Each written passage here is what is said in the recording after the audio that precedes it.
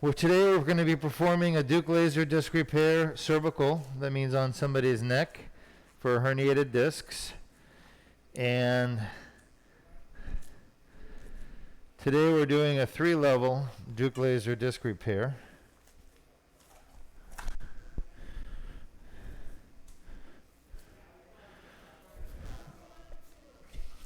C4, 5, C5, 6, C6, 7. Of course, we're live. Luis, these gloves are inside out.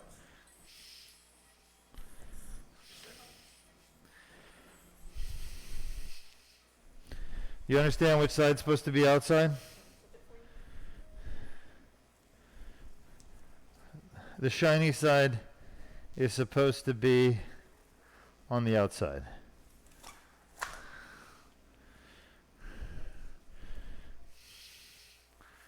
All right. No holes. We're fine. So our patient injured their neck in a motor vehicle accident and has 3 herniated discs. They have failed conservative treatment.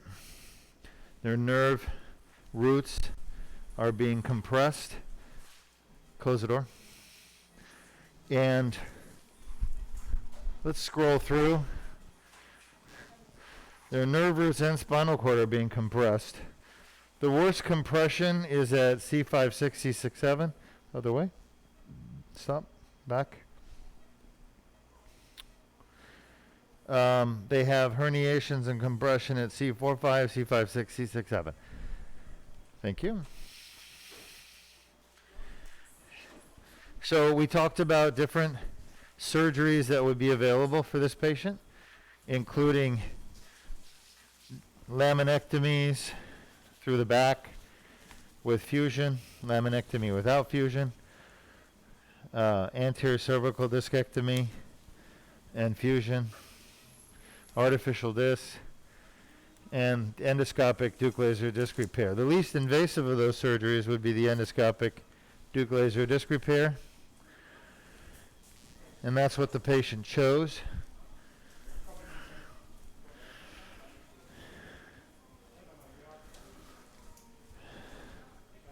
So that's what we're going to be attempting to do today. Are we relaxed? Huh? I gave him more muscle Do relaxation. you have any twitches? No, I don't. So Luis, a little bit bigger window in the future. Okay. Yes, Okay. this part is good.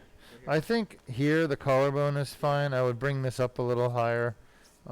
Is it right on his beard or what? Yes. Yeah.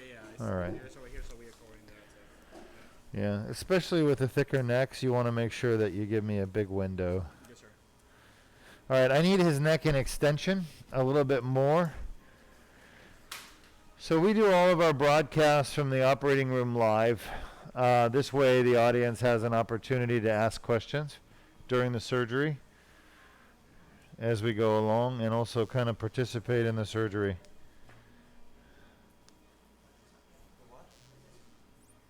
We have some irrigation, sir, in case yours Yeah. becomes sticky just so you know. You giving me extension? Okay.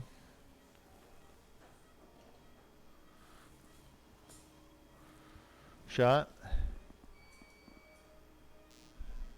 So 2, 3, 4, 5, 6.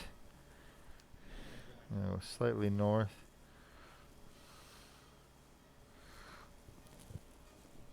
Shot. We have a question. Yeah. What is it? We have a viewer asking, is there a certain size of herniation before it needs surgery? I have 2. I've been in agony for 5 years, but they say surgery won't help. No, there's no size. Any herniation can cause pain. It doesn't matter how big it is or how small it is.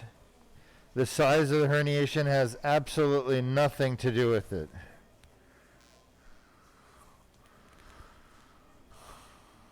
Shot?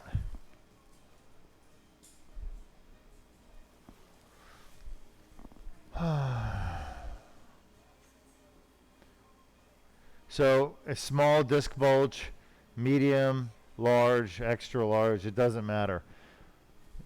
What matters is that you have a disc bulge or a disc herniation, and that can cause symptoms. So it has nothing to do with the size. Now, compression of the spinal cord has to do with size. But even then, you can have a small disc herniation cause spinal cord compression. I think we're just still, if we can give a little bit more relaxation. And you're extending as much as you can.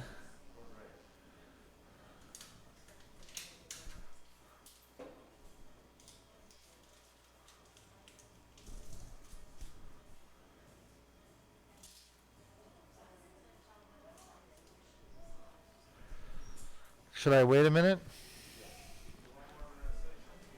Yeah, let's try to do a little bit more.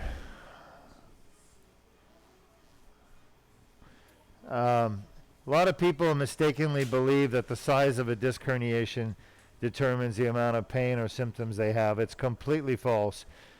The reason is that in 95% of the time, symptoms are not due to the actual size of the herniation. They're due to inflammation caused by the herniation. And a small disc herniation can cause more inflammation than a larger disc herniation. So it's just a misunderstanding, basically, that goes around. It's misinformation, and it's just absolutely untrue.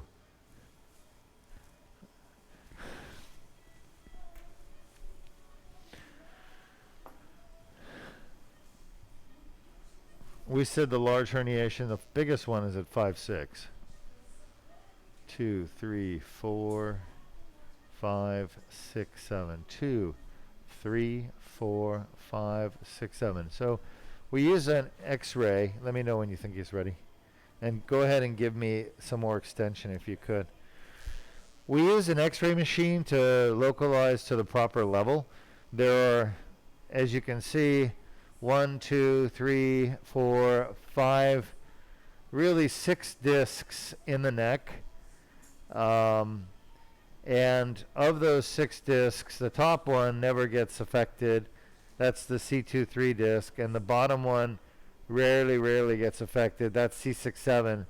The most common disc to cause symptoms from a herniation is 5'6". The next most common is 6'7". And then the next most common is C45. So 5'6", 6'7", 4'5", in that order, are the most common disc herniations that cause patients pain or radiculopathy or myelopathy. Are we ready? All right.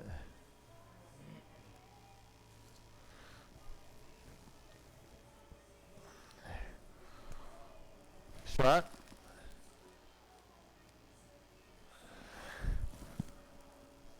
Shot.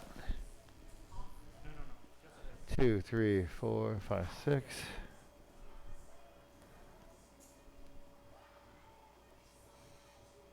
Shot.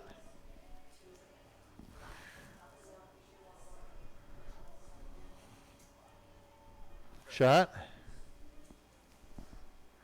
AP.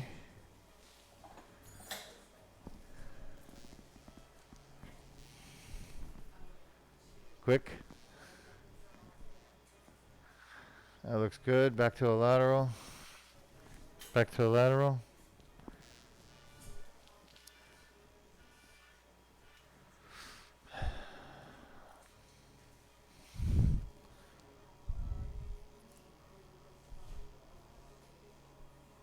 Shot. Okay, give me an AP, Coker. Ready? Hold on. And shot. Give me a better AP.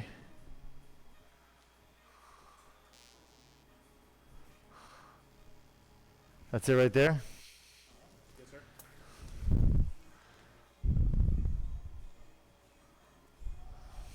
Hold on.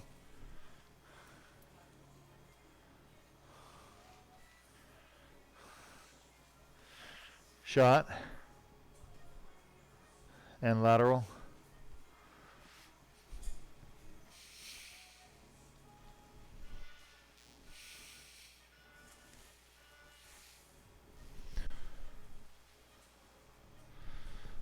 went for 5/6 because number one, that's the worst one, and if I have to, for some reason, abort the rest, at least we got the worst one done.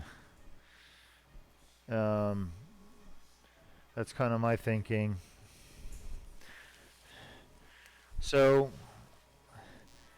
you know, the things we worry about are obviously the carotid artery, the esophagus, the jugular veins, things like that.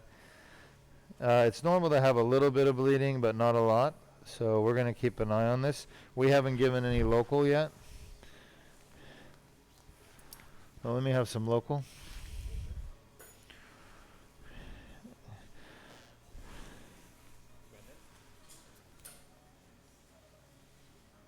I'm keeping an eye on the neck.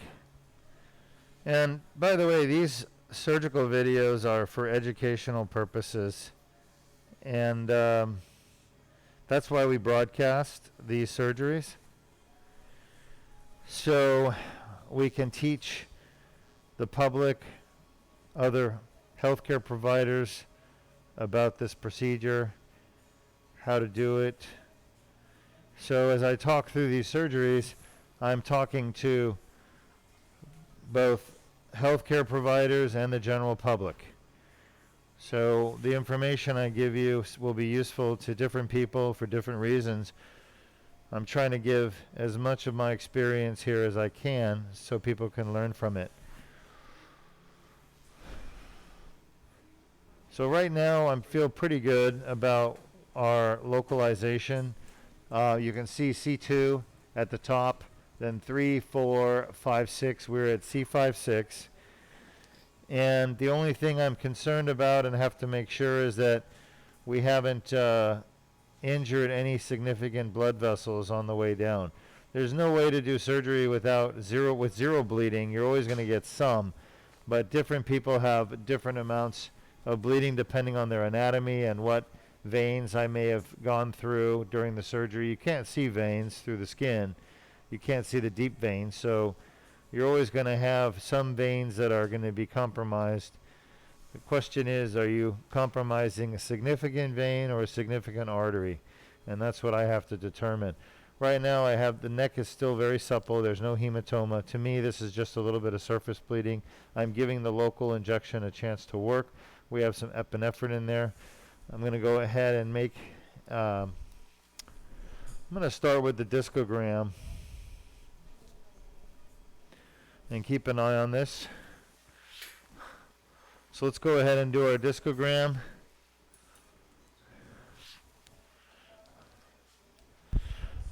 We have a question. Sure.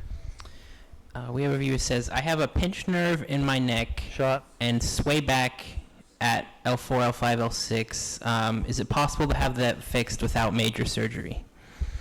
So they have a pinched nerve in their neck from a disc herniation or a disc osteophyte, which is a combination of disc herniation and bone spur. That's a good lateral. You can see the tear. Let's go with an AP. Coker. Ready? So we just took a lateral x-ray. That means an x-ray from the side. And you can see that the dye we injected into the disc, called the discogram, is coming out and leaking out through a tear. And that tear is basically where the herniation is. Since it's his left arm that bothers him the most, that's good. Let's go back to a lateral. You can see on the AP view as well that the dye is leaking out on both sides, but worse on the left.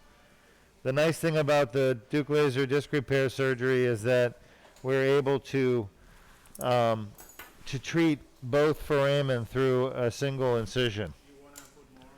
All right, I want to put a guide wire.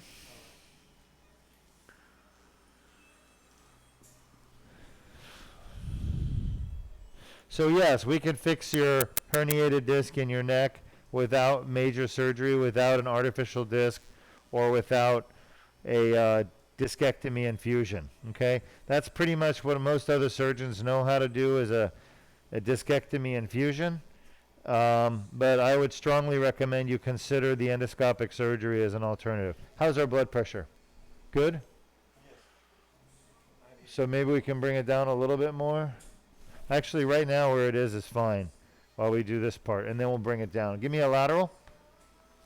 All right, so you can see the guide wire sticking out there. That's good. Shot. Okay, that's the guide wire that just advanced. I'm going to take the needle out and leave the guide wire.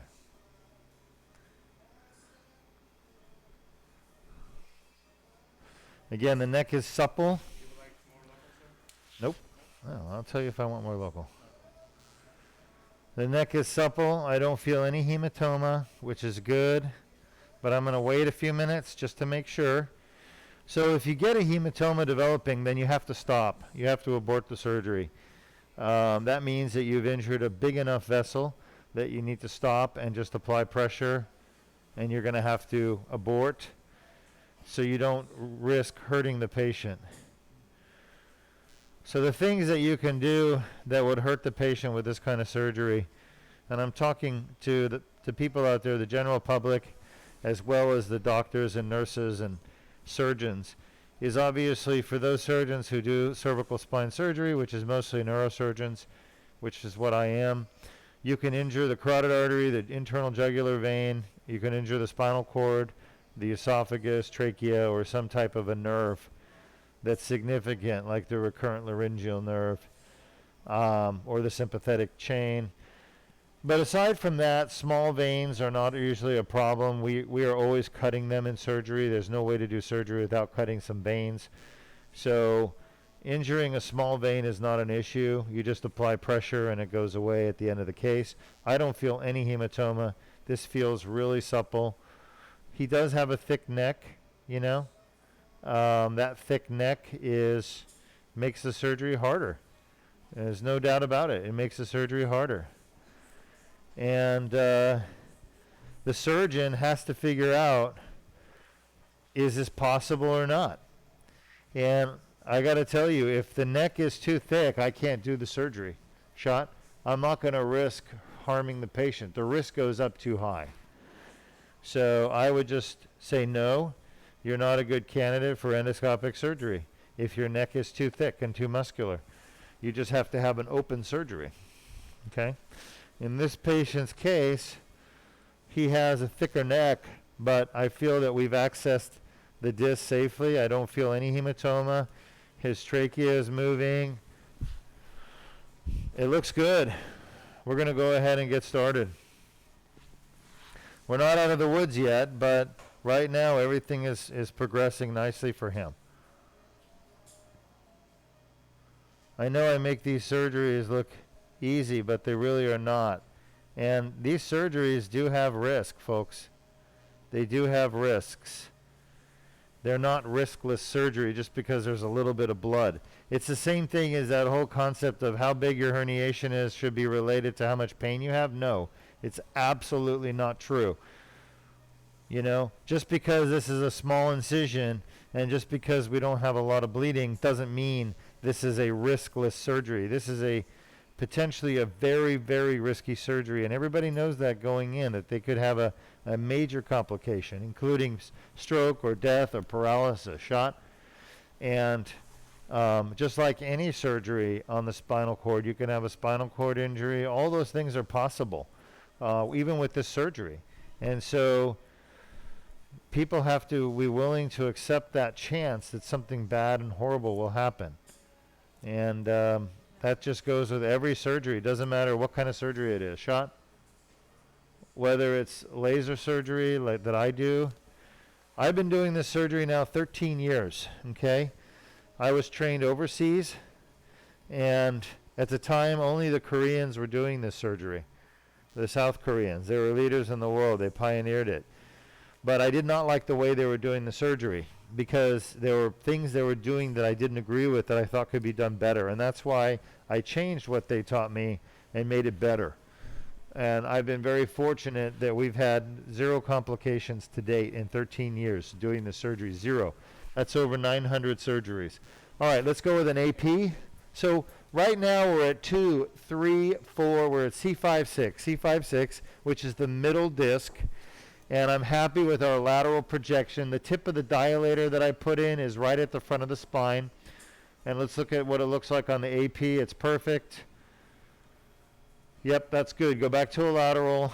You can see the guide wire runs off to the side. That's the left side. That's the side that we really want to target. That's where most of his hand symptoms are.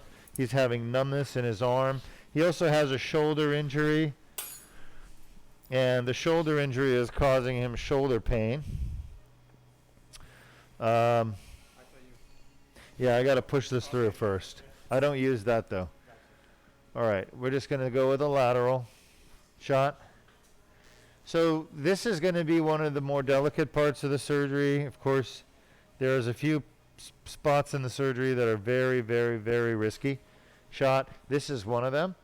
And I've already done one, which is getting access to the spine itself with the needle. So right now I just felt this thing push through the anterior annulus. Shot. So I'm making my way through the disc. At this point, it's perfectly safe because you're inside the disc to remove the guide wire. Okay? I've removed the guide wire now, and now I'm going to advance this, what's called the dilator shot. And the most important thing is I'm not forcing it any one way. I'm letting it go where it wants to go, but kind of just gently guiding it so it goes off to the left side. It's very important, and this is one of the big differences between the way I do this surgery and the South Koreans did it, because I don't think they do it anymore. They had some really bad complications and patients died or paralyzed, so they stopped doing these surgeries. So it makes me pretty much the only surgeon in the world doing an anterior cervical transdiscal endoscopic surgery. And fact of the matter is that if your patients are awake and moving around, it makes the surgery a lot more risky for the patient and probably harder for the surgeon. That's the way the Koreans were doing it. I do it with the patient completely asleep, totally chemically paralyzed and relaxed. And I think that makes a huge difference in so many ways.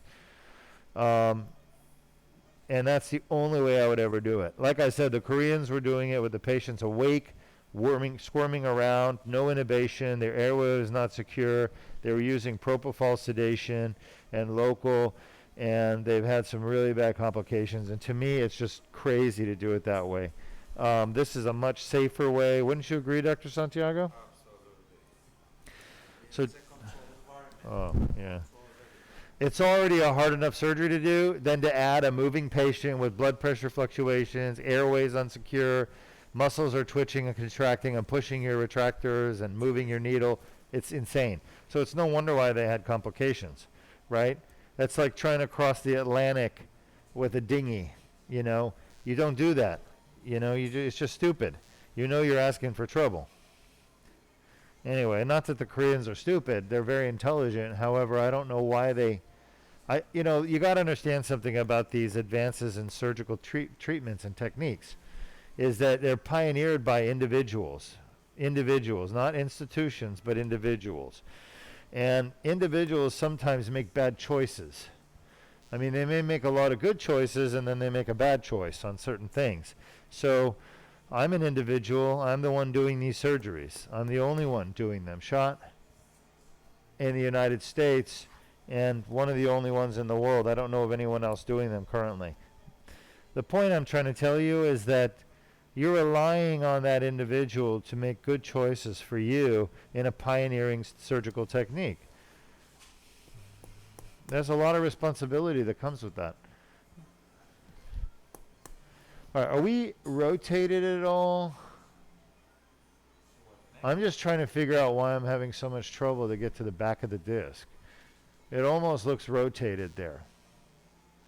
It is slightly rotated, that's for sure. I'm just wondering how much rotation there is. So let's try to adjust the fluoroplane and line up this level. 2, 3, 4, 5, 6. We all agree that's C5-6, right? Go ahead, take a shot. I think that made it better. Wouldn't you agree? It's less rotated at 5-6. I like it. Let me see if I can advance this dilator a little bit more. Shot. I'd like to get just a little bit further. Shot. Are you still relaxed? Okay. Yeah, that's what I mean. He knows what I mean. So do we have any more questions? Shot. We do. We have a viewer asking, Shot. is the MRI, an MRI a good diagnostic in finding Shot. multiple levels of herniated disc where the pain is coming from, and does that differ Shot. during the actual surgery based on what you find? So somebody says, is the MRI a good is that a good diagnostic tool for the herniated disc, and to kind of determine whether or not you need the surgery, whether it'll help, and is that reliable in terms of what you find during surgery? Is it a reliable test? So great question. It's a very complicated answer. The answer is not a simple yes or no. The MRI is definitely the best test, like imaging test, that you can do before surgery. However, you have to really look at more than the MRI. You got to look at the physical exam, and you got to listen to the patient's history. Shot. And those are very, very important components, okay? You can't just rely on an MRI. I never rely on just an MRI to make a decision for surgery. I always use the MRI, the nerve test quite often if there's any signs of weakness or numbness the patient's having in their arm, or tingling.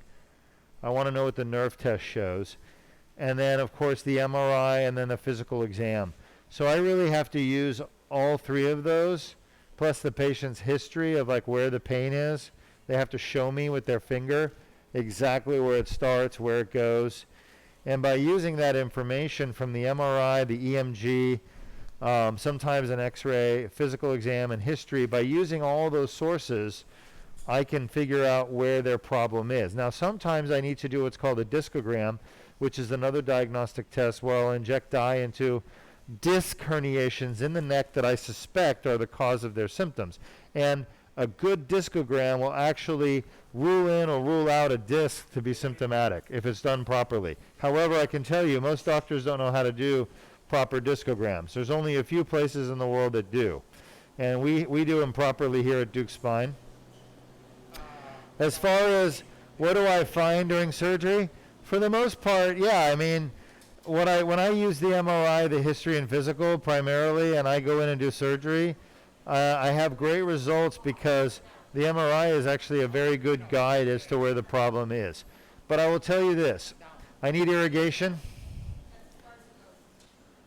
Why don't we have any irrigation? Oh, it's clipped off? No. Here it is. We got it. So here's the weakness of an MRI, folks. This is very important. The weakness of the MRI is in the interpretation of the images. So what does that mean? All right. Think about it this way, okay? Let's say you take a really good picture of a building, okay? A building in a city. And you ask your friend to look at the picture, and you ask them, is that a tall building? And your friend will look at that building in the picture and say, yes, that's a tall building, or no, that's not a tall building. That's called the interpretation, okay? And people interpret pictures differently, and that's really the biggest part of the problem with MRIs is the radiologists, who are the ones who do the reports and interpret the pictures, they interpret it incorrectly. What I found is they interpret it incorrectly about 60% of the time on average. And that's a huge number. To be wrong 60% of the time is bad. Lights down, we're overexposed. So if you're looking at this endoscopic view, the laser is at 12 o'clock, and I need the laser on, buddy. Thank you. Yeah. What is it? 0.515 hertz. It's supposed to be 1 in 10, I thought. We're supposed to be at 20. Okay. You're at 20, 1 and 20. Yeah, 1 in 10, right? You're at 1 joule. Or what? I need What would you prefer? I need 20. That's typically what we do. Okay. At 20. I think that's too fast. Too fast, so you need less than 20. I'll put you at 15. No, I need 20 watts. Okay. So for lower back it's 30, for neck it's 20. I'll have you at 21 watts. That's good. It's still a little faster, so it may be more power per burst and fewer bursts. That's too slow. Too slow? Let's try a little bit different. It's pretty close. Okay. Let's try that.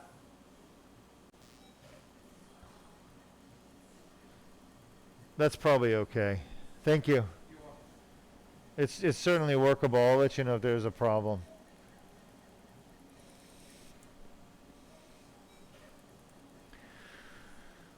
So what I was getting at, folks, is the interpretation of the MRI is usually, Luis, I need you to help me with these, okay? Yes, sir. Is usually the big problem. The radiologists do not read your MRI properly, which is why Deuk Spine Institute offers a free MRI review. It's because we don't use the report from the radiologist. I look at the films personally and make my own interpretation of what's going on. All right? Because I don't trust the radiologist's reports 90% of the time. And the reason is that they usually will underread. In other words, they leave important information out that I need to know in order to figure out what treatment somebody needs. Does that make sense? So when you ask about the MRI and the usefulness of the MRI itself is very important, but it has to be interpreted properly by the surgeon in order to get a real determination of whether you can benefit from certain types of treatment. And that's really what sets Deuk Spine Institute apart from other centers, is that we're really good at putting all the information together and making a determination of what you need done.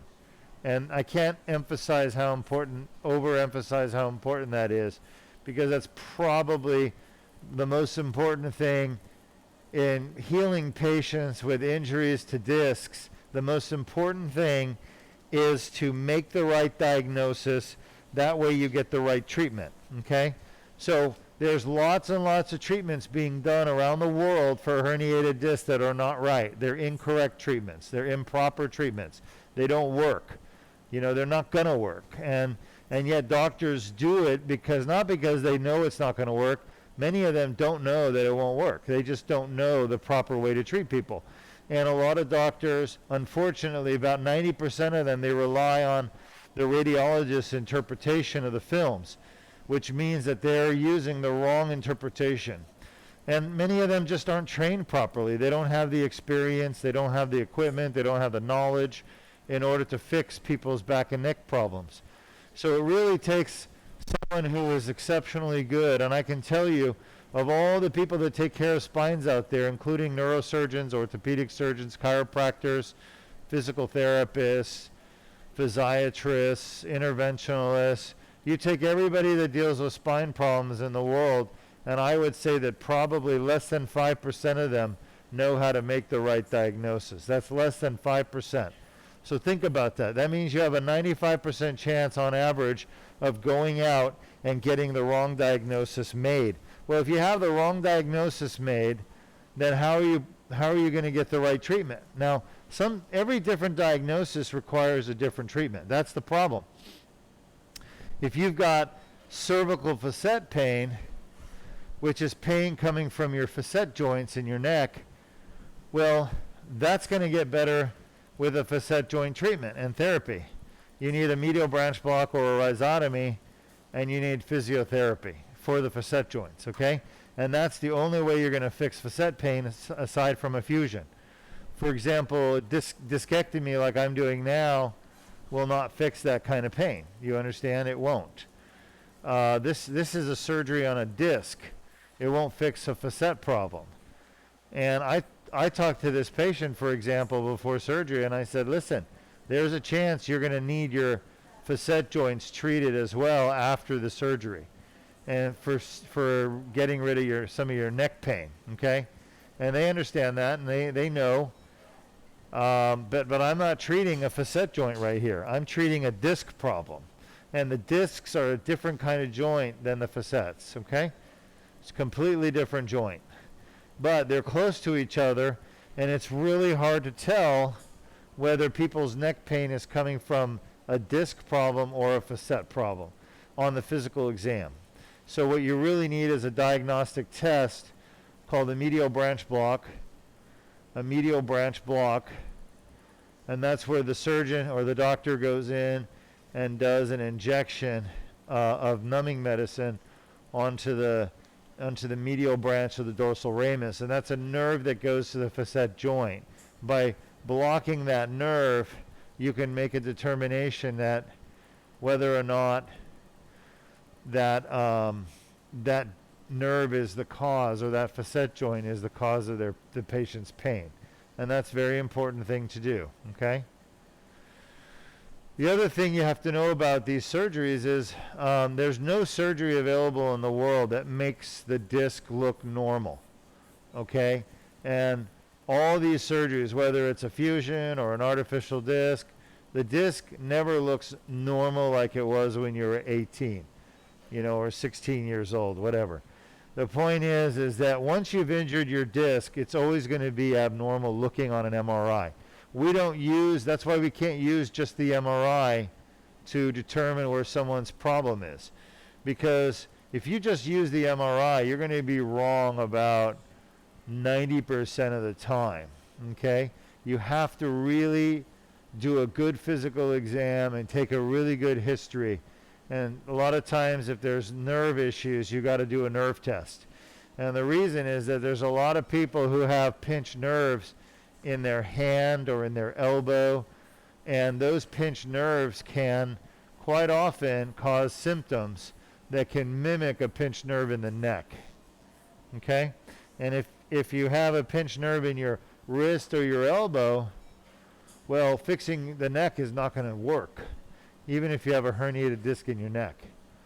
So that's why it's important before you do surgery or treatment, you get the right diagnosis done.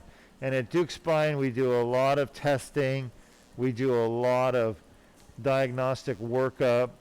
And that's just to make absolutely sure we know what's really going on with each and every patient before we commit somebody to surgery. And unfortunately, that doesn't happen everywhere else. Most other places, the doctor just looks at the MRI and, makes a decision about what you need. That's really the wrong way to do it.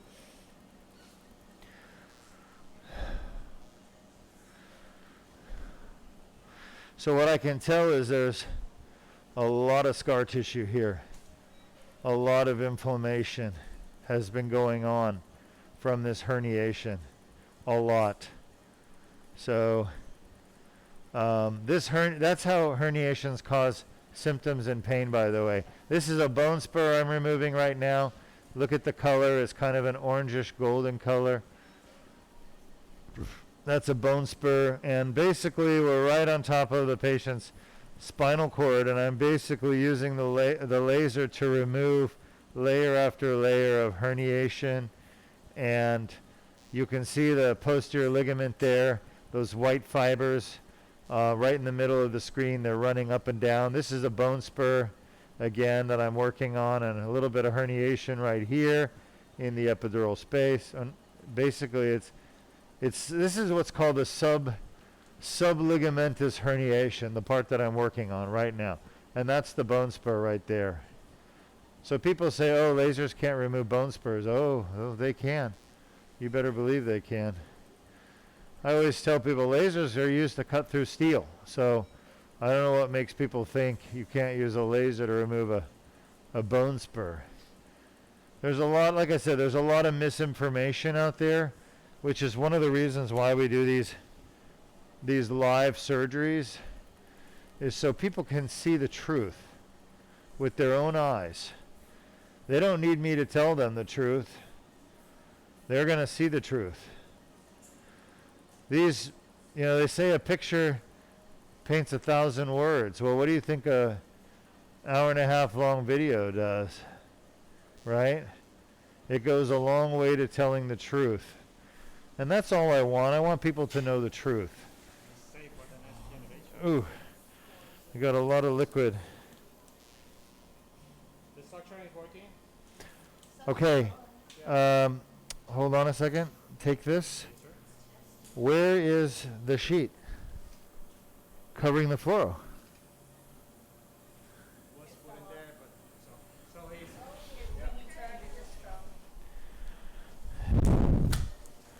Okay, I need new gloves. And lights on. I have a glove for you, sir. I have glove over here. And we're gonna need a sheet. We need The fuck?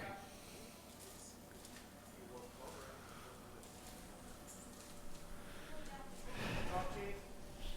Luis, you're supposed to turn the irrigation off on the thing. Watch out, watch out.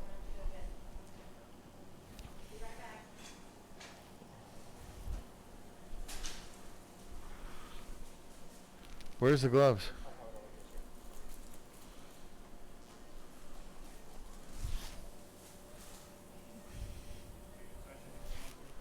No. We have to be more careful. I've never had that happen.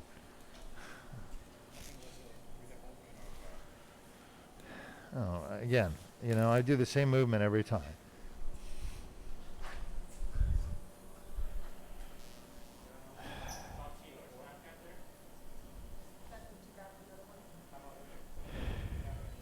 So, what's happened is the fluoro unit has lost its covering. So we're putting a new covering on it. And we got to hold on until we've done that.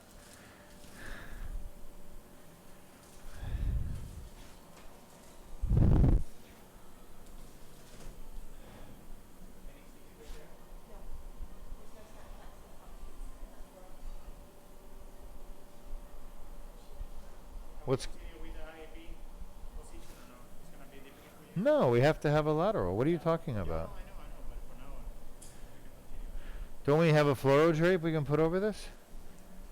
And actually, we need a half sheet. You're right. I mean, where is the half sheet? That's what you grab the half sheet. You have a full sheet?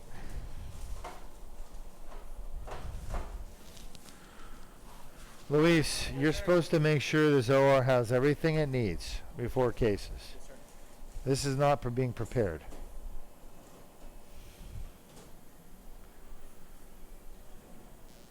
Well, while we're waiting, let's go ahead and take any other questions.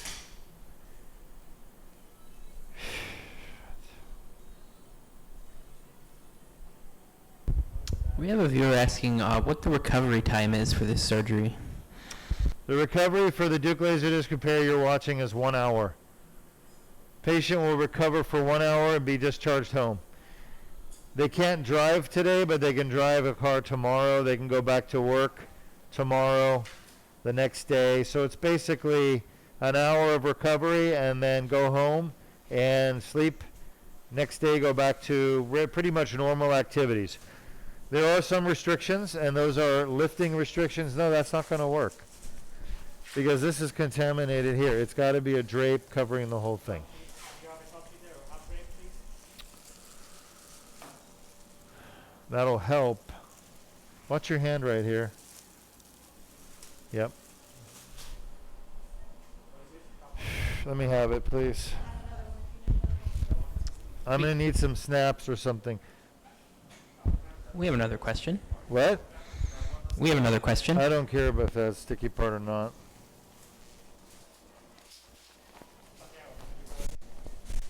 No, it's going to go down on the table. Yes, Zach. We have reviewers asking if you did a disc repair on an unstable lumbar spine due to spondylolisthesis, would it create more instability? All right, great question. Do we have any snaps? Perfect. So we get this question quite often. Spondylolisthesis is a slippage of one bone on another. And the question is, would this surgery create more instability on the patient having this surgery if they have a spondylolisthesis? The answer is no, it would not. And the reason why is very simple. Every other spine surgery that surgeons do, they're going to go through your back and they're going to remove bone. Whether they're doing a microdiscectomy, a laminectomy, or even a fusion, they're going to be removing bone. This surgery done on the lower back does not remove bone at all. And because of that, it doesn't affect the stability of the spine in a bad way. It actually preserves the spinal stability. So if you're going to have anything done with a listhesis that isn't a fusion, I would strongly recommend the Deuk laser disc repair. That's the best procedure in the world you can do short of a fusion for a spondylolisthesis. So there's no bone removed. There's a herniation right there in the foramen. We're going to have to get to that guy in just a minute. There it goes. See that? It just came out. And why did it do that? Real simple. This laser is amazing. There's the herniation. That's what's hitting his nerve right there. This laser is amazing because it actually not just vaporizes things. There's that bone spur in the foramen we were talking about. The laser actually it actually has a pulse, like a shock wave, and that's an important part of the treatment of getting these herniations out. You can see they wiggle and jiggle, right? And they do that. Oh yeah, come on, get out of there. Trying to get this guy out of here. If we get that out, we've pretty much done what we need to do at this level. Oh, I'm feeling the irrigation on my foot again. Feel like I'm in the mountains walking through the snow. It's okay. There's far worse things. Anyway, to answer the person's question about the spondylolisthesis and the Deuk laser disc repair, you want the Deuk laser disc repair if you have a spondylolisthesis, okay? And the reason is that spondylolisthesis is, and if you have a laminectomy or any other surgery, it's going to cause more weakening of your spine. It's going to cause the listhesis to get worse. But the Deuk laser disc repair, we actually go through a natural opening in the spine, so there's no bone removed whatsoever.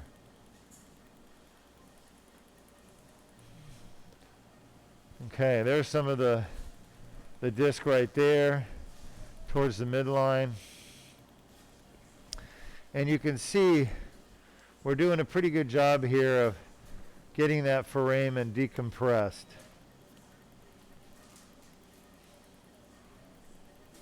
There we go, another herniation just came out of the foramen. Amazing, isn't that amazing? And it's kind of tied down, tethered down. And what tethers these things down is the inflammation they cause.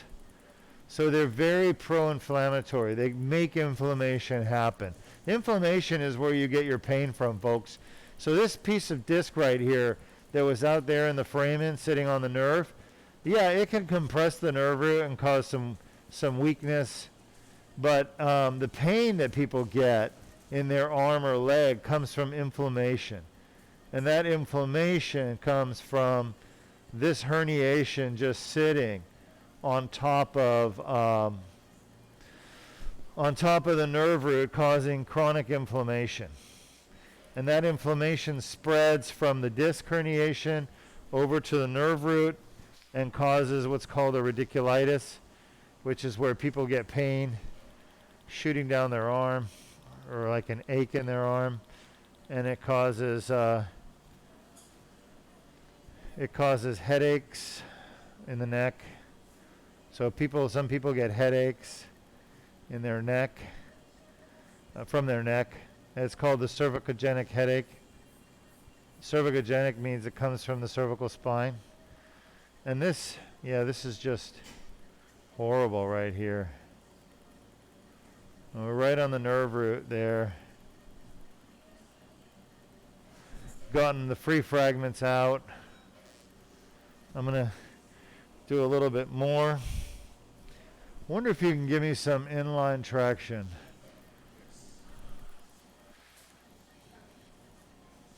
Nice. I want to get a good look down here.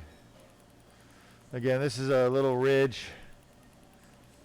This is not pinching the nerve, but it's blocking me from getting into the foramen. Usually I drill these things out with a drill, but you can see the laser is very effective as well.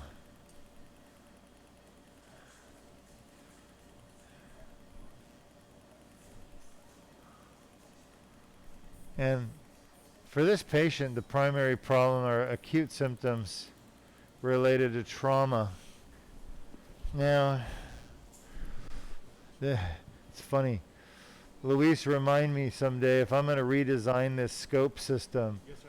I would want to change the place where the light enters, Gotcha, sir.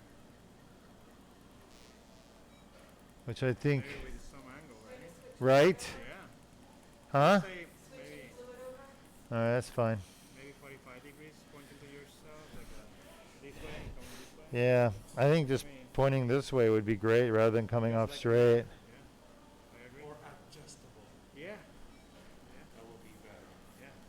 yeah. Yeah. So we are out in the foramen now in the left side at C5-6, and you can see there's just a lot of gosh grunge in here, and this is all from herniation. This is what happens, folks, for those of you watching. The herniations just turn into rocks from all the inflammation. So the herniation itself triggers an inflammatory response. And that inflammatory response, in turn, triggers scar tissue to form. And that scar tissue, in turn, turns the herniation into a rock, basically. And that's what we're battling with right now. And, of course, the limitation right now is not me being able to do the surgery. The limitation right now is the equipment. That's what we're talking about. The design of the equipment could be better.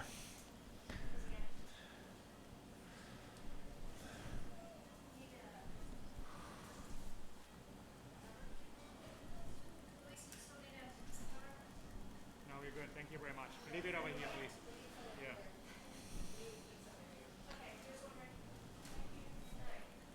Thank you, Amy. I appreciate it.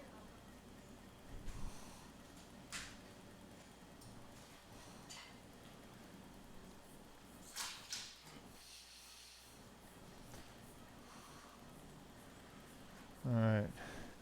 Gotten as much as I can in that foramen. Let's go look at the other side just to make sure we don't leave anything. So, good questions so far, Zach. Have I answered them all, or you have more? We do have another one. We have a viewer asking, is it possible for spondylolisthesis to cause herniated discs? Is it possible for a spondylolisthesis to cause a herniated disc? The answer is the herniated disc always starts before the spondylolisthesis. So the spondylolisthesis is usually due to a pars defect, which is a problem with the little bone that holds the spine in alignment called the pars, P-A-R-S, pars interarticularis. And generally what I found is that there's usually some type of an injury that occurs to that pars that's affected, and that injury will cause a herniation at the same time as the pars injury, pars defect, okay? So you have both happening simultaneously. You're going to get a lot of different opinions on the subject matter. That's not what I was taught as a resident. I was taught that, nobody really knows why, but in all the years of practice that I've done, 20 years now in spine, in my opinion, there's some traumatic event that causes the pars defect, whether it's a sports accident or lifting or something the patient does. They may not even remember. It may happen in their childhood. And at the same time they traumatize the pars, they also traumatize the disc. And so they get a disc injury at the same time as a pars defect. All right, I feel pretty good. any more of this bone spur removal is going to require really an open surgery. So the good news is that most people don't need all their bone spur removed. In this patient, he's mostly suffering from acute trauma, and bone spurs don't happen with acute trauma. They're pre-existing. So, and clearly there was no issues before. Really what causes the symptoms after acute trauma is almost always just the herniated disc or a fracture. This patient doesn't have a fracture, so this is most likely going to be the disc herniation causing their symptoms. So I got to make sure I get rid of the disc herniation. The bone spurs are less important. Everybody has bone spurs as we get older. We all develop them from injuries throughout our lifetime as the joint tries to stabilize itself. But most people are asymptomatic. They have no symptoms as a result of bone spurs. However, when the bone spurs get big enough, or if they're in the right place, they hit the nerve or spinal cord, then they become a problem. But there's usually a history of progression that's slow, not acute. Acute means suddenly. When there's an issue where the patient has no symptoms before, and then they suddenly get symptoms after an injury like a car accident or a fall or something at work, then it's not the old degenerative stuff that causes the problem. It's actually the acute disc herniation, which means it just happened. So my primary goal here is to fix the acute disc injury. The only way to get all the bone spurs out, there is no way to get 100% out, but if we want to get more than what we've gotten with this surgery, we're going to need to do an open surgery. And I frankly don't feel that that's going to be necessary. There it is, the last herniation out of that foramen. Just got to release it, let it float up, and we're done. You see how it's stuck down there though? That piece should not be stuck down, okay? That piece should be free. The reason it's stuck down is scar tissue from the accident, from the disc injury, all right? So you get a disc injury, and that disc injury causes inflammation. That inflammation causes scar tissue. That scar tissue causes the herniations to get rock hard, and it causes them to stick down. So we've done everything we can do at this point. I feel pretty good about it. I'm going to take one more look over here. You can see the posterior ligament, the spinal cord is just underneath that. We've gotten really everything we need to get off out. You can see the fibers of the posterior ligament right there and the dura just below them. There's one thing in surgery you never want to do. It's called gilding the lily. And what it means is just going too far and doing too much that you get a complication or problem. So you want to do what needs to be done to fix the problem, and that's it. And that philosophy has kept me out of trouble for 20 years of operating. I don't see any compression anymore.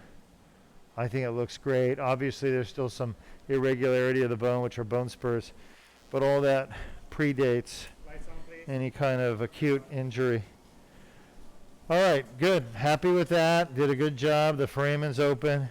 This was the worst level by far. We're going to suck the juice out, which is the irrigation.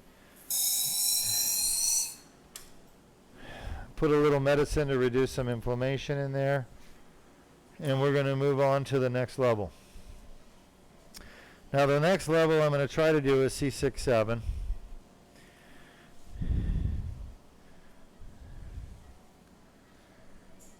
So I'll need my fluoroscope working. Shot. I need the fluoroscopic image. All right, so the clamp is in the way. Shot. The other clamp. Is there another clamp somewhere? Luis? No, don't worry. There's another clamp here. I can feel it. Hold on and shot. That looks better. All right. There's a wire. That's got to be these. Come on, Luis. That's your job. With the wires. Don't bend them too acutely. Shot. That's much better. Much, much better. All right. I'm taking the tubular retractor out. Leaving the dilator in. Take this. Watch this, please. Want to check our neck. It looks good. All right. So now we're going to have to move. Take a shot. We're going to have to move south.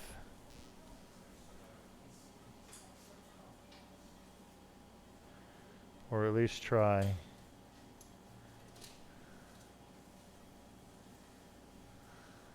Shot. Okay. I'm out. I need a shot. I need an AP. I want to make sure I stay in the midline as I move. Coker. Ready? Let me know when you're ready. Shot. Take it. So we're a little bit off to the patient's left.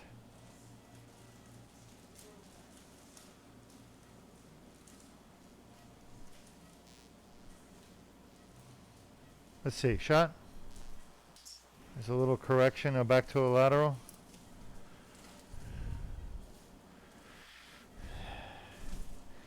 The key is to keep the tip on the spine and not to come up.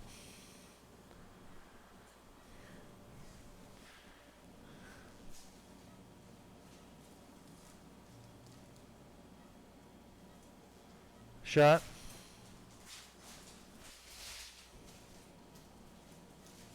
Shot. I feel the disc. I need an AP. I want to make sure I'm still in the midline. I'm not quite where I want to be on the lateral view, but I don't want to make sure I get off tangent. This is a quick AP. All right, still midline. I'm going to go back to a lateral view and position the tip. I hate to tell you this, but this is all by feel. I know it's not ideal, but it is feel. 2, 3, 4, 5, 6, 7. Everybody agree? Give me a lateral. I don't feel like that's a true lateral. I want to see down that disc space better. Maybe wag it a little bit, a few degrees, 3 or 4 degrees.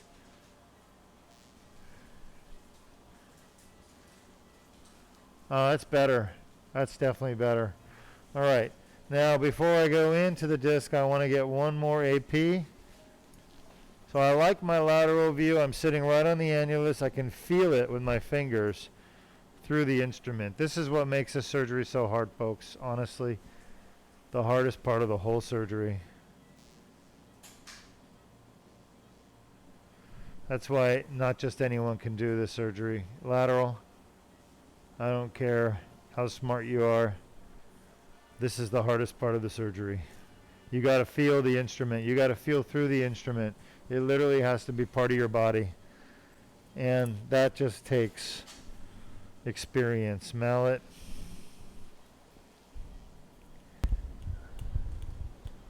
Shot. So I feel it entering the annulus, but I don't know if I'm off to the side or not. So I need to get another AP. If you're off to the side, you have to correct it before you go any further. Once I embed the tip in the annulus, I can change my trajectory. It's perfect. I can make it more favorable, which means bring my tail down. And again, once you get in there and you're in the right spot in the front of the disc, the rest will happen properly on its own.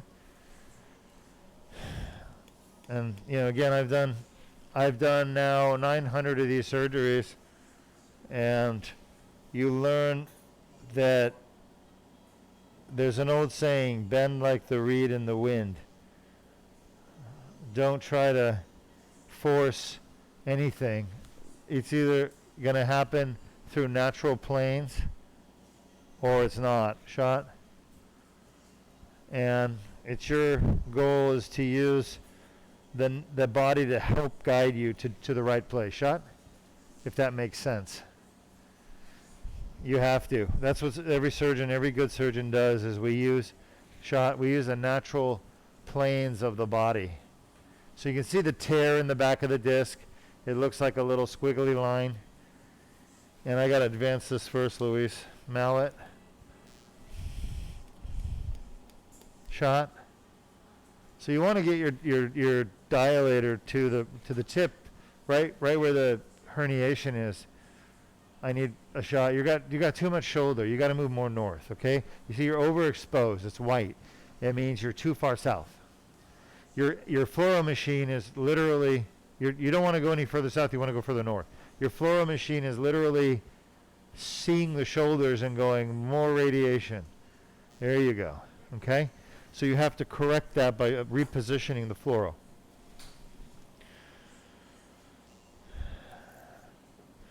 So the one thing that I strive for above all other things with these live surgical feeds is showing people the truth. No sugarcoating, no editing, no lying, no cheating, no stealing. It's literally real world experience. All that reality TV nonsense that you people watch, it's all been edited. It's not reality TV. This is reality TV. In probably the most stressful situations, except for maybe being at war, following a soldier around. But this is, they won't show you that. This is reality TV. And honestly, I'm the only surgeon in the world crazy enough to show you live surgery. And I've shown you now literally hundreds and hundreds of surgeries, not just laser surgery, but fusion surgeries, the most complex fusion surgeries. If you go back through the Facebook or Periscope archives, you can see for the last 4 years we've been broadcasting surgeries live from Deuk Spine Institute. Why? In the name of truth and transparency and honesty with the most important people in the world, which is you, the public. That's why I do this. I want the public to know the truth. You know, I feel like hospitals and doctors many times will lie to people. Insurance companies are the worst. But I want people to know there's still some honesty and integrity and truth in the medical field. And here it is, right here at Deuk Spine Institute. We're showing you these surgeries live, unedited. Ready? I even yell at my staff, which I don't like doing, but when they don't do their job properly, I have zero tolerance for that. These surgeries have to go perfectly every single time. Otherwise, I get upset about it. Because my job as a surgeon is the hardest job. Having the room ready, having the equipment ready, doing those other services in here are the easiest part of the surgery. And I believe that people should be able to do their job properly. So that's why you hear me talk to my staff hard sometimes, is because they need to be talked to hard. My dad was never gentle with me when I screwed up, and so that's just not in my nature. Maybe I'm a worse person for it. That's okay. I accept my faults for what they are, and I just deal with it. But you won't find a better surgeon in the world. We have a question. Sure. We Just so you know, the blue dye coming out there is the dye that we injected. So many of you don't know this, but the dye that we inject into the disc during the discogram, it actually has a blue color to it. And the reason is that it's got something called indigo carmine. And indigo carmine is a vital dye, and it basically stains degenerated disc. So the reason I use it is it shows me where the herniations pieces are, and it shows me where the annular tear is that I have to fix. All right, go ahead, Zach. This is all herniation, by the way, I'm getting out. we have a viewer asking, how long does it take scar tissue to form, and can it be avoided or minimized? So the viewer says, how long does it take scar tissue to form, and can it be avoided or minimized? Scar tissue starts forming within the first week of surgery, and the way you minimize it or avoid it is by doing the surgery I'm showing you right now, the Deuk laser disc repair.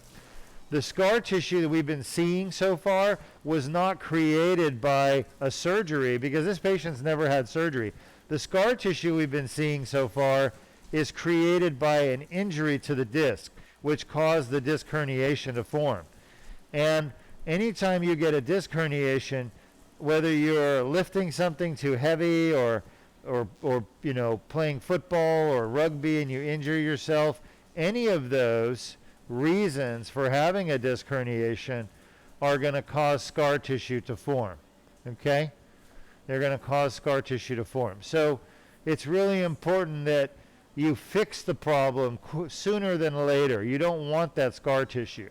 So one of the things you can do if you have a herniated disc is get it fixed quickly. Don't wait. Give it about 3 months to heal itself.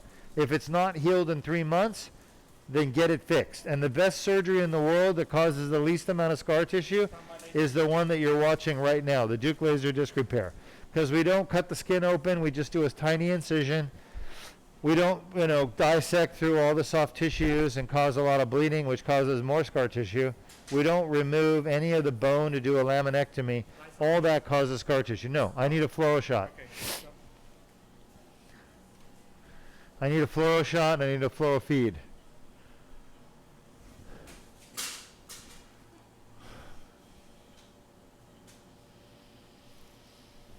Is that my fluoro feed? All right, so I just want to see where we are relative to the back of the disc. We're close, but we're not, certainly not past the back of the disc. So it's good to know. Sometimes you have to go back and look at your fluoro feed before you go further. The worst thing you can do is get into the spinal cord or nerve root here.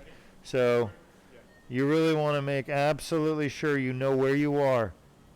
I remember when I published this technique in Surgical Neurology International 2012, the peer reviewers were just besides themselves. They'd never seen anything like this. They'd never heard of surgery like this.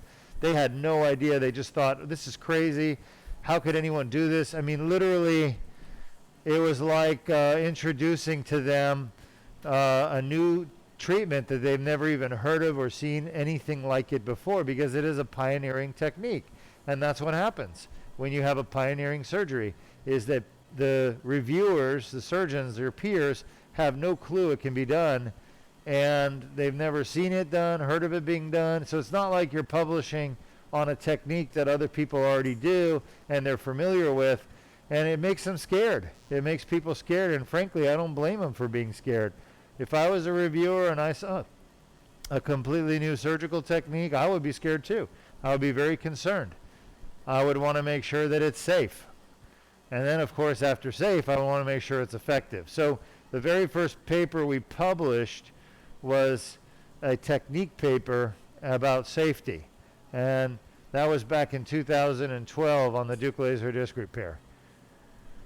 All right, I'm going to need you to repeat the question, Zach. We had a viewer asking, how long does it take scar tissue to form, and can it be avoided or minimized? All right, I think I did a pretty good job of answering that one. So again, scar tissue forms right away after surgery. Basically, the inflammation of the body trying to heal from this wound, of the surgical wound, is for the surgical scar tissue, the scar tissue that happens from surgery. So let's step back, because I'm kind of digging myself into a hole. Scar tissue happens from inflammation. You won't get any scar tissue you don't have inflammation. So there's two causes of scar tissue in the spine. Number one, the injury to the spine, which is in this case a herniation, but it could also be a fracture, it could be an infection. All those things cause inflammation. So scar tissue happens from the injury as well as the treatment. So the treatment itself can cause scar tissue. All right? So let's focus on scar tissue from the injury. I talked about this briefly, but the disc herniation itself is what causes the first scar tissue. Right now, all this grunge I'm getting rid of, this is the herniation.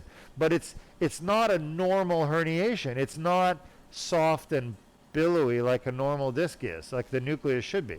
It's actually really thick and congealed and scarred. It's just from all the inflammation on it has caused a lot of scar tissue to form where the herniation is. The herniation itself causes scar tissue to form. And the reason for that, since we're talking about it, is that, anybody know the reason? Anybody? Let's see who's been paying attention.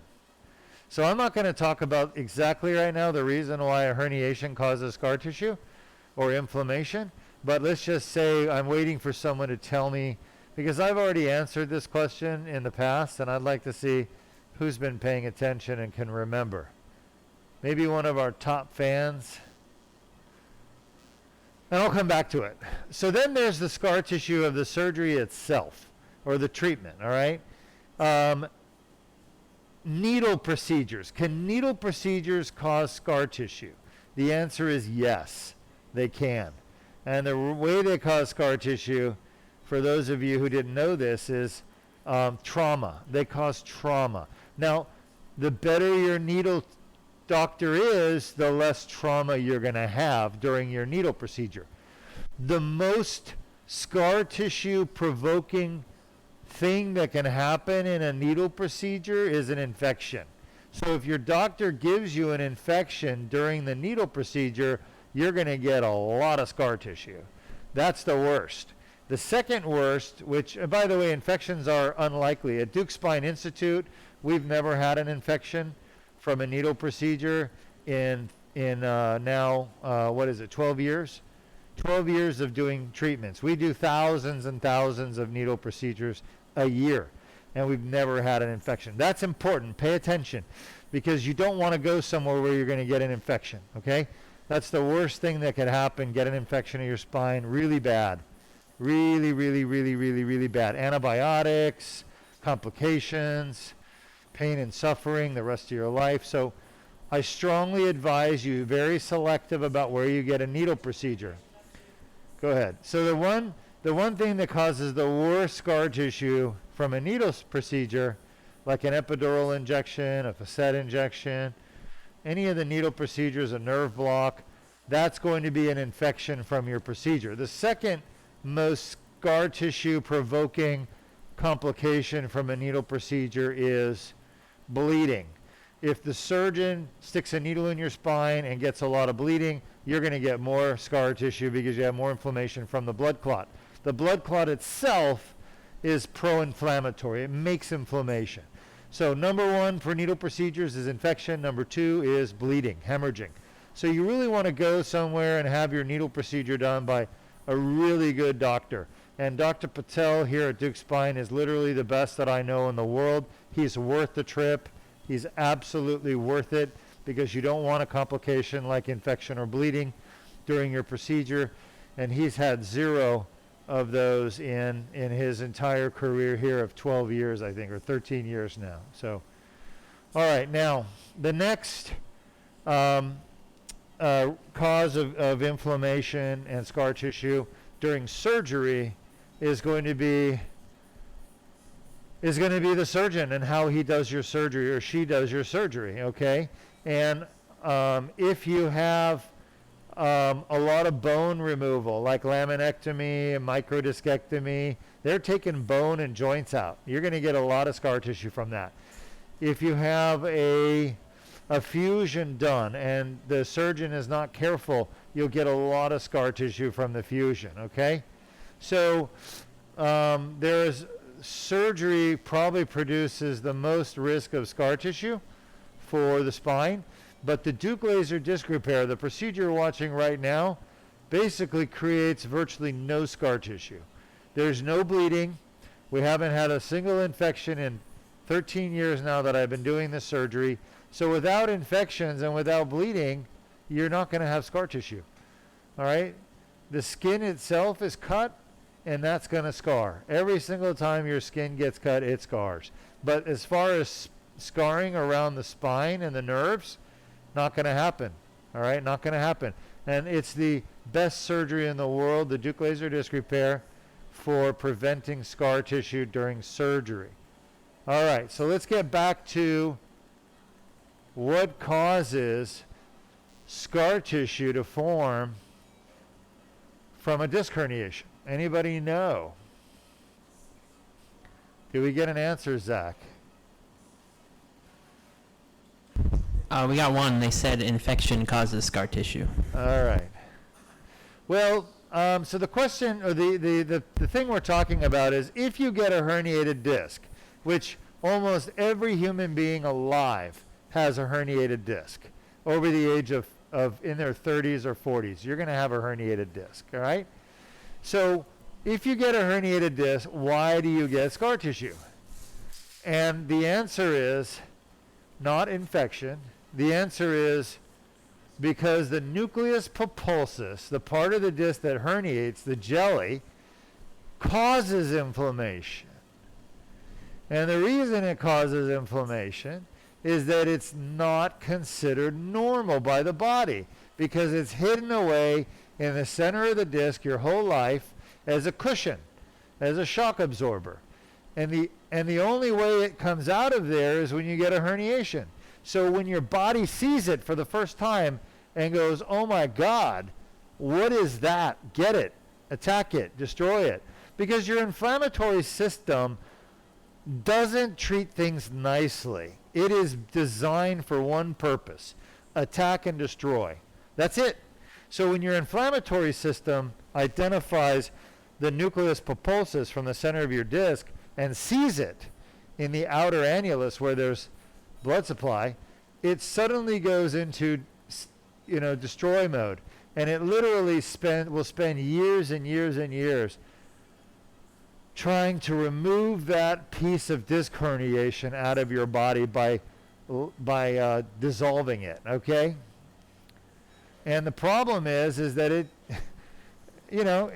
dissolving it's not easy. You're talking about a microscopic scale, and you're talking about a process that will literally take months, if not years, probably years to work. And that's why people have pain from a herniation.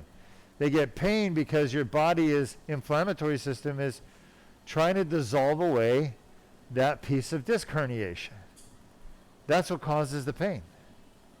Not the listhesis, not bone on bone, like I used to believe what I was taught, which is not true. It is quite literally inflammation 100% of the time. Despite what anyone else in the world will tell you, it's always due to inflammation.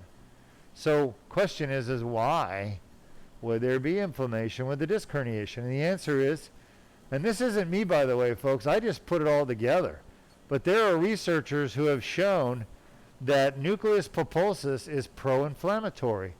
What does pro-inflammatory mean? Pro means for. Inflammatory means inflammation. It is pro-inflammatory. They've shown that in the lab over and over again. Everybody knows nucleus pulposus is pro-inflammatory.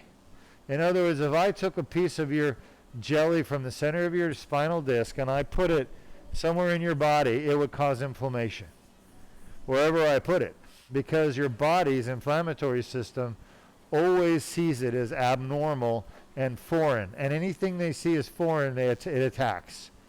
Okay, so you want to know why you get scar tissue from a herniated disc? It's because your body's inflammatory system keeps attacking it. So that's what this surgery does. You're watching right now. It actually removes the source of inflammation, the herniation. Now, how many people know this? Very few in the world know this fact. You're now one of those few. 99% of spine neurosurgeons have no clue that this is the case. They honestly have no clue whatsoever. All right, they think instability. Oh yeah. What's instability? Well, instability was first described for the spine by two surgeons. Anybody know their names? White and Punjabi. White and Punjabi. White and Punjabi are the last names of two surgeons, they need the light on, Right on, please. who first defined spinal instability. And it's defined as excessive pain, right? We all know what pain is.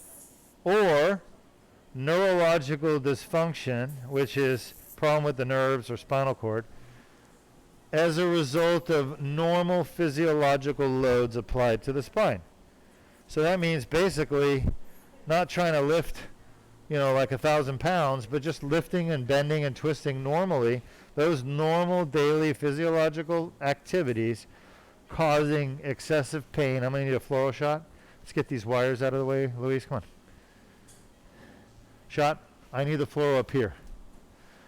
Whoever's in charge of switching, please stay with us. I don't want to have to wait. All right, so 2, 3, 4, 5, 6, 7. We just did 6, 7. So now we're coming out with our tubular retractor. We're leaving the, what's it called? The dilator in. Hold on.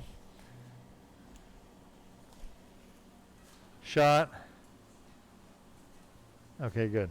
Making progress.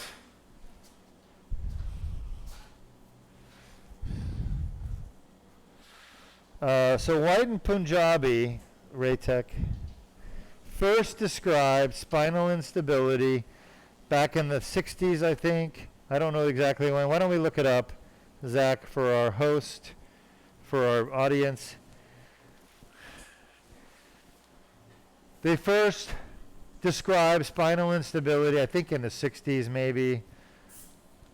Just type in White and Punjabi, W-H-I-T and Punjabi, spinal instability, and see when they published the paper. So that was the first description of spinal instability. I think they're orthopedic surgeons. Anyway, while Zach's researching that, the fact of the matter is that excessive pain or neurological compromise, deficit, as a result of normal physiological loads, that was the first definition shot of spinal instability. Of course, it's changed now because, of course, people who think they're smarter have tried to redefine it. And really the only reason why, I'm going to be honest with you if you're watching this, the only reason why the definition of spinal instability has changed is the insurance companies are basically trying to get out of paying for spine surgery. So they've redefined spinal instability to be spondylolisthesis, which is crazy. It's basically like saying you can only play on the playground if you have red hair and you're wearing a blue dress with pink socks. I mean, that's crazy. They've restricted it for one purpose, and that one purpose is so they don't have to pay for surgery. That's kind of where we are, folks, unfortunately, AP. But the truth is that spinal instability was defined long before the insurance companies defined it. And it was what I just told you, which the insurance companies don't want to accept that definition because it means they're going to be having to pay for more surgery. So they have literally restricted the definition for their own convenience and their own benefit, which you should not accept. You should accept what's best for you. Shot. Let's go lateral. Let's see where we are. Go ahead, Zach. The year on that paper is 1975. 1975, White and Punjabi. I was 5 years old, and they defined spinal instability. 2, 3, 4, 5. We're at 5 right now. You agree? Sir? On 5.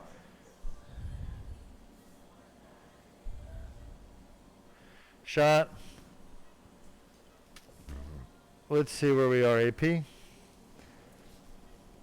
So I'm happy with our lateral view, which shows that we're over the C45 disc, which is our last one. And I'm happy with our AP view, which shows we're in the middle of the spine. So, shot. Yeah, that's beautiful. Lateral. So this patient and I prayed before surgery together with my team, and it looks like God is listening and certainly helping the surgery go along really nicely. It could be a lot more difficult than it actually is. Shot. And we've been truly blessed right here, you know, with this part of the surgery so far going really well for our patient. Shot. Let's go with an AP. So you can see we've sunken in past the anterior longitudinal ligament into the disc. I want to make sure we're still in the midline. And our neck is still supple. I keep checking it. I don't talk to you about it, but I've been checking that neck like every few minutes. All right, so let's see. That's not a very good picture. Give me a better picture. Give me a better AP, please. Are we rotated on the neck? Can we unrotate if we're rotated? I need to make sure we're in the midline. It looks like we're off to the left a little bit. Go ahead. Shot. Yeah, we're off to the left a little bit. I'm going to need to go back to, let's see, I'm going to reposition.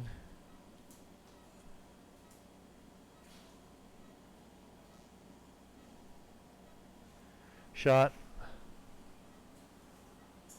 Go lateral. So as I was advancing the tip, it slipped to the left side, and I don't want that. Shot. It's very important that you as a surgeon, shot, pay attention to where your tip is. Shot, and sorry, AP. I'm happy with the lateral again. I feel like I'm on the anterior longitudinal ligament. The problem is if you get off midline, folks, you're going to get into that longus colli muscle. You're going to cause bleeding, but most importantly, you're going to cause an injury to the sympathetic trunk. And the sympathetic trunk is an important nerve. Coker. It's part of your autonomic nervous system. Shot. Lateral, and it controls your pupil, your sweat glands, your, the condition of your little capillaries and blood flow to your face. So we don't want to affect that. Also your lid, your eyelid. Shot. So 2, 3, you agree? 4, 5? Shot. So I'm going through the disc right now with this little dilator, getting to the back where the herniation is. And, what separates this surgery from all the others is this right here, folks. We're not taking the disc out. Yeah, our discogram, right? Yeah, but Take you it? need a cleaner. Take it? You want to clean it? I do, but I want to pull it back a little bit. Shot.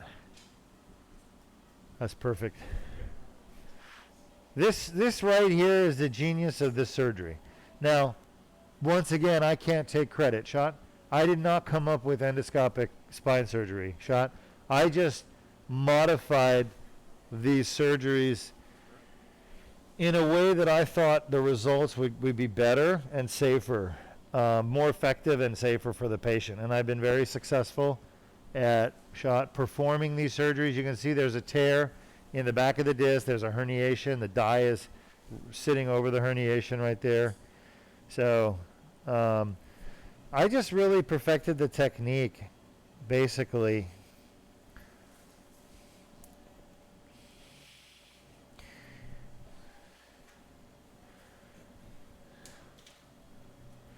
I combine all my years of experience, my training, my knowledge, all of it, to really just make the best endoscopic surgery in the world. And the reason it's the best is not because I do it. The reason it's the best is there's nobody in the world with better results. There's no doctor or surgeon in the world that does endoscopic surgery, any kind of surgery on the spine, that has a higher success rate with respect to alleviating pain and in the neck or the arms, eliminating numbness, tingling, or weakness in the arms. And if we're talking about the lower back, we do the same kind of surgery in the lower back.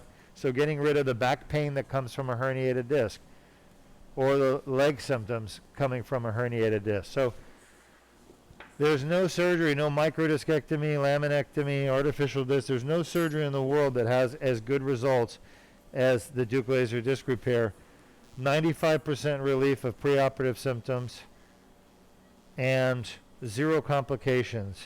And that's important too, folks, 0 complications. So why do we tell you this? Because I want you to be informed. I want you to be informed. Eyes off, please. You can ask me about any surgery you want. That's what I'm here for, is to answer questions. I personally have performed artificial discs, fusions, laminectomies, microdiscectomies, anything you want to talk about, I've performed. And of all those surgeries, I can tell you this surgery, though it's very difficult to do and learn, this is by far the best. This is by far the best. And I don't mean best for me. This is actually the hardest surgery for me to do. These endoscopic surgeries, they're hard. But for the patient, they're the best. And that's why I do them. Is because the patients recover in an hour. They don't have metal. They don't have fusion. They don't have trouble swallowing. They do very, very well with these surgeries. And if you compare it to a fusion or artificial disc, the patients do so much better, like with their recovery, and problems and complications are much worse with the open surgeries, the artificial disc, the fusions, the laminotomies, laminectomies. I just see problems after problems with those patients. Not just my patients, but every doctor that does them. They have lots and lots of issues. For example, removing bone with a microdiscectomy, you're going to get instability. You're going to get a recurrent herniation most of the time. It's not reported that way because most surgeons don't follow up with their patients, and they don't know the kind of problems the patients have. A lot of patients leave their surgeon, they'll go somewhere else, but when you have a laser surgery, you're going to follow up with your laser surgeon because there is no other surgeon that does it. So all of our patients let us know when they're having a problem, and then we can address it. I can tell you the biggest complaint after any surgery is a new pain or a residual pain that was there before. These are always going to be due to, in the case of these surgeries, are due to like other joints around where we're operating that start becoming symptomatic or continue to be symptomatic. So if we're operating on 3 discs right now, which is what we're doing, we're not operating on the facet joints. Well, the facet joints are a very common cause of pain. So if this patient has neck pain after surgery, it's the facet joints. We're going to address that with a facet medial branch block and a rhizotomy. So it's a completely different problem. You can't say, oh, well, I have facet pain and, oh, the laser surgery didn't work. No, the laser surgery fixed your disc problem. It was never designed to fix a facet problem. And I'm using this as an example, but this is true for all back and neck problems, and this is something patients have to understand. If you take your car into the shop because it's not working, and they say, oh, you got a bad battery because your battery's dead, they fix the battery, but then you got a fuel pump problem because your fuel pump is broken. Well, fixing the battery was still necessary, but it wasn't the only problem you have. You understand? And you can't get upset if fixing the battery doesn't fix your fuel pump. That's crazy. So I like to use the car analogy because cars are a good analogy. The causes of back pain, there's probably 10 causes.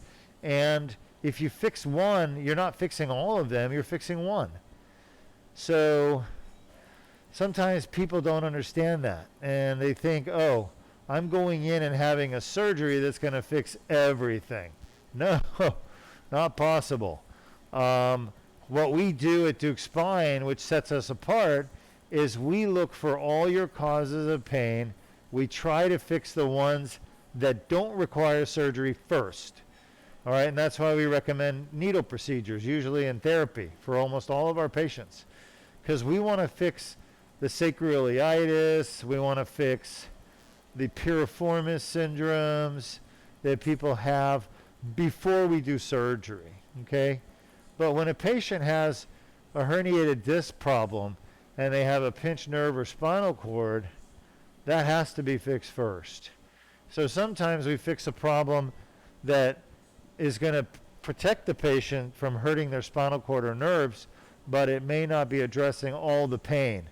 And it's funny because I'll see a patient and I'll say, you know what, your spinal cord's getting crushed, you need surgery.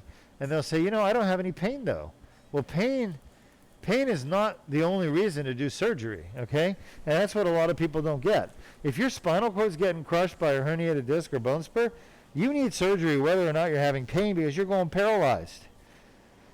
And that's another thing I've got to explain to people sometimes. You know, it's okay. That's my job. I don't mind doing it. But, you know, people need to be reasonable, and at least if you don't trust your surgeon, it's one thing, it's fine. Go get a second opinion. No problem. I always encourage people, if they're not sure, go get a second opinion. But understand that the more opinions you get, the more opinions you're going to get. You know, and that's fine. But sometimes all those opinions just confuse people, and they end up doing nothing when they actually need it to fix a problem. And that's the only thing that concerns me, is when people get misled by misinformation. That's something you all need to be aware of as I'm talking here to you. Be aware. You're going to get different opinions. And all I can say is the opinion that's right is the one that actually is best for you. And I don't mean the one that you want to hear or the most convenient. You know, it's the one that is best for your health and safety in the long run. All right? Sometimes I got to tell people they need surgery, and they don't want to hear it. They don't want it. They don't want to know that, you know? And it's one of those don't kill the messenger situations where, look, I'm just telling you, you know, choice is ultimately yours. I'm not one of those doctors who gets angry with people for not listening to me. I don't. I don't have an ego in this. I don't have a dog in this. This is about the patient. This is about the person, the individual. And, you know, maybe they do need surgery or they need treatment and it's just not the right time in their life for it. Well, that's a choice they have to make. But I want people to make an informed decision. So my job is to inform them. And after they've been informed, if they still choose not to do it, that's fine. That's their choice. But they're making an informed decision. That's my philosophy. I know a lot of doctors think differently, and I think they're wrong. You can't punish a patient because they didn't do what you told them to do. You need to be understanding that everybody has different things going on in their life, whether it's financial or relationship or work. You know, there's a lot of factors in people's decision about what treatment they want to do or whether they want to move forward at a certain time, you know, but the main thing as doctors that we have a responsibility of doing is, I believe, we have to make the right diagnosis, educate the patient about their diagnosis, tell them what their treatment options are, and if the treatment is something that you as a doctor perform and they want you to perform it, then by all means perform it to the best of your ability. That's really what I believe a doctor's job is, not to, you know, not to punish patients for not doing what you told them to do, okay? So I'm just talking about that right now because this broadcast is not just about spine surgery. It's about medicine in general. And I answer questions or talk about subjects that are directly or indirectly related, okay? Because this is really about educating the general public about the facts of what's going on. Here's a giant wad of scar tissue from a herniated disc. Look at that thing. That is a beast. So that's not normal. That should not be there. This is completely abnormal. This is all scar tissue related to a herniation somewhere stuck inside there. We're going to get to it. If you're doing these surgeries in the future, if I'm long gone, just remember, always find the normal anatomy. That's about as normal as we're going to find, and work from the normal anatomy over. If you don't, you're going to get yourself in trouble. I'm just saying. So I'm starting to see some posterior ligament fibers there. That tells me where my borders are, what's supposed to be, what's not supposed to be. And just another thing, since we're on the subject, one of the things about Deuk laser disc repair that's very different than any other surgery available in the world is the disc. Look how mobile the disc is right now. Look at all the movement that you can see. This is all as a result of me freeing up the scar tissue with the laser. So people want to know, hey, how's my movement going to be? Well, with the Deuk laser disc repair, you're going to get the best movement you could possibly have. With a fusion, you're losing movement.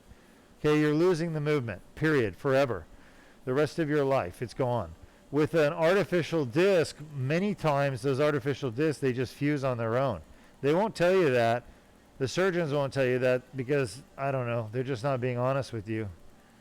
But a lot of times the artificial discs just fuse. You know, that's one of the things we learned about them early on.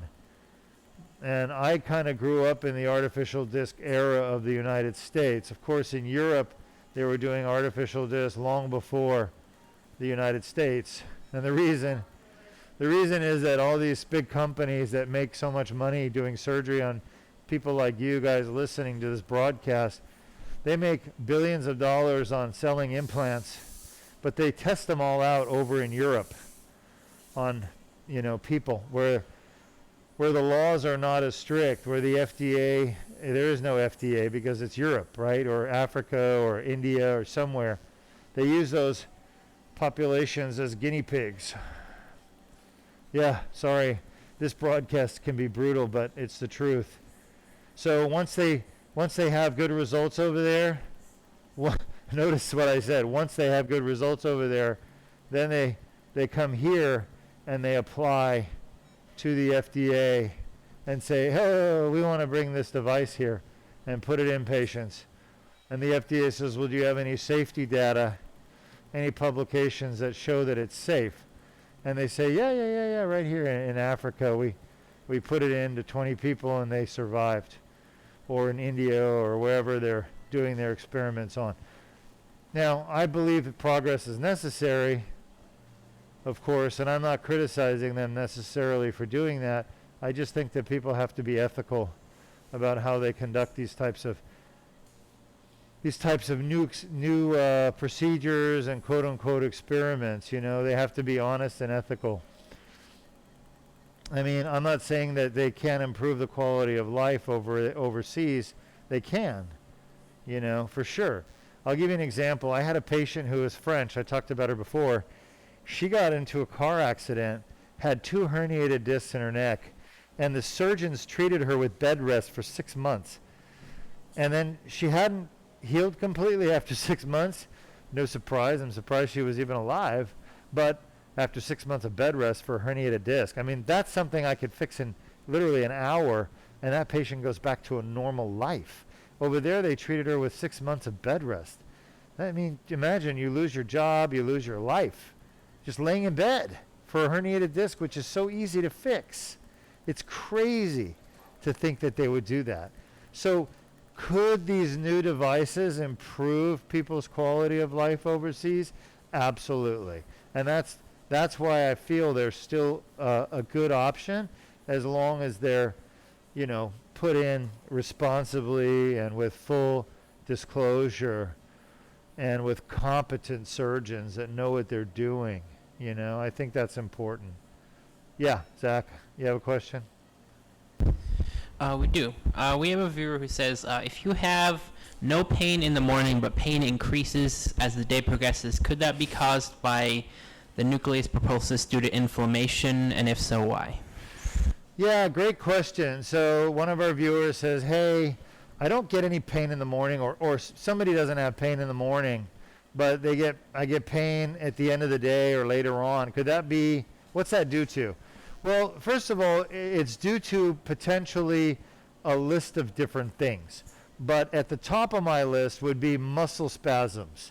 And the reason is that as muscles get irritated or tired near the end of the day, they start to spasm. And it's that spasming that causes so much discomfort, okay? So muscle spasms is number one. Could it be due to a nucleus pulposus? Absolutely, and here's how. Basically, as you are active during the day, that nucleus can push out more and break up the scar tissue that's sort of formed around it to contain it. And so it's kind of like ripping out, and then it heals a little bit, and then it rips out again, and it's just a cycle of tearing and healing and tearing and healing and tearing and healing. So that's how it could do it, okay? So it still could be due to a disc. The other cause that's common is facet joints, as we've talked about many times before. Facet pain. That's another very likely cause. And facet joint pain is inflammation in the facet joints that, we're done, that gets worse, you know, throughout the day, usually, as the inflammation gets worse. I need the lights on. Lights on, please. So we've done 3 discs in this patient, C4, 5, C5, 6, C6, 7. We've treated them all with the Deuk laser disc repair. Luis, come on. You need to pay attention. Can we have more developmental? It's a little too late, Luis. That one is Dilator. Just, Luis, fix the problem. Don't give me excuses. That was low after the last injection. You should have recognized that and gotten it fixed. Okay? Not waiting and now making us delay the surgery. I'm only giving you a gentle berating because you're assuming a new responsibility. Otherwise, it'd be more severe. But you need to be paying attention, thinking ahead. How's our blood pressure? That's not it down there, is it? Uh-huh. What? Let's go, guys. You guys should have that in the room, ready to go. Should be quick.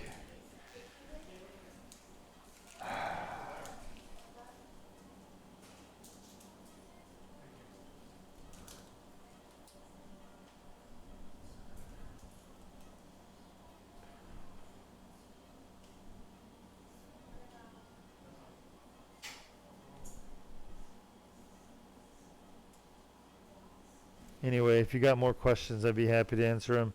Otherwise, I'm going to be heading over there in a minute and answering any other questions you folks might have.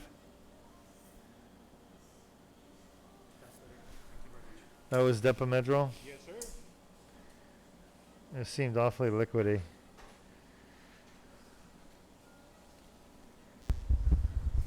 We do have a question. Okay, why is the scope still on when I'm not using it? Okay, before I answer the question, you have to tell them to shut the scope off when I'm done. Okay? They should be paying attention, but you should be, you're the one responsible for it. Huh? Fine. Yeah, keep it down. All right, we'll take the question. We have a viewer asking, Do you not see what I'm doing here? has Carl left the dock yet, and have there been any updates? Because Carl left the dock. We don't know where Carl is. We don't know where Carl is. We have not been tracking Carl. Carl is what we call a going concern. He's no longer a concern. Trust me, Carl has tremendous potential to be an asset. Unfortunately, he's chosen not to be an asset at all, not to our company. So I appreciate your comments, but we're not going to be talking about Carl anymore. As far as I'm concerned, in the United States military, there's something called dishonorable discharge. And my father was in the military. He served as a captain and then a major. And I looked at his Army documents the other day from the 1960s. And they're all typed up on a little old typewriters. You know, they didn't have computers back then. And the one thing that stood out the most in his service records was the words honorable discharge. And it made me think about the kind of man that he was. He never walked away from his responsibilities. He never turned away from helping patients. I used to get up in the morning to go to school. I would be up usually at about 6:30 in the morning, and I would see his car coming down the driveway, coming home from the hospital where he was taking care of patients all night. He usually spent the nights in the hospital caring for people other than himself and his family. And that was just the kind of person he was, and I thought everybody was that way that was in medicine. I learned that's not the case. So, in some ways, I'm carrying on his tradition by putting my patient's needs first. But unfortunately, not everybody puts the patient's needs first like they should.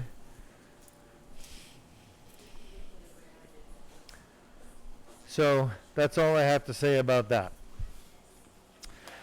All right, good work, everybody. Why don't you show them the incision, Zach?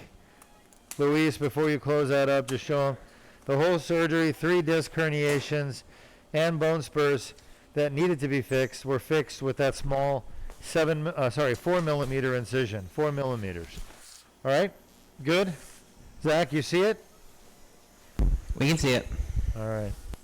I'll head over to the conference room, answer any questions you might have. So start typing your questions now if you have questions for me. Again, I'm Dr. Deuk, founder and CEO of Deuk Spine Institute, Surgery Center of Viera. You just got through watching a Deuk laser disc repair for a patient with 3 herniated discs in their neck with neck pain and arm symptoms of numbness and tingling down the left arm.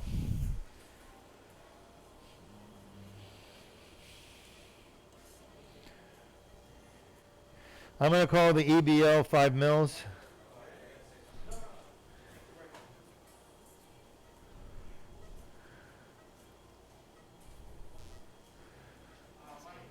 Yeah. Normally we would put discogram here, and then we would put like the level of the. That's for lumbar. Correct. So you would put anything. No, discogram is included in the Deuk laser disc repair procedure. The only reason you're doing it in the other one is not because I did a discogram, but because you want to document the response. Yep. So it's inherently part of the Deuk laser disc repair procedure is a discogram. It's always done. Does that make sense? And you don't have to report it separately.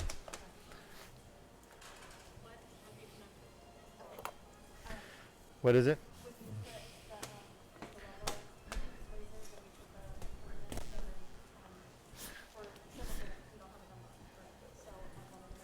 Yeah, the reason you guys record the discogram results for the lumbar is because the patient's awake during the discogram and you want to record their pain response. But they're not awake for the cervical, so we don't need to record their pain response, so you don't need to put discogram there. I was just saying it's part of the Deuk laser disc repair. All right, thanks everybody, great work. Thank you, Laser Company, for showing up on short notice. You guys are the heroes of the day. I want to applaud you. Thank you. Thanks, team. Great job. Dr. Santiago, thank you. Luis, you good? Neck is supple? Yeah. All right. I'll see you in the conference room, or talk to you there at least.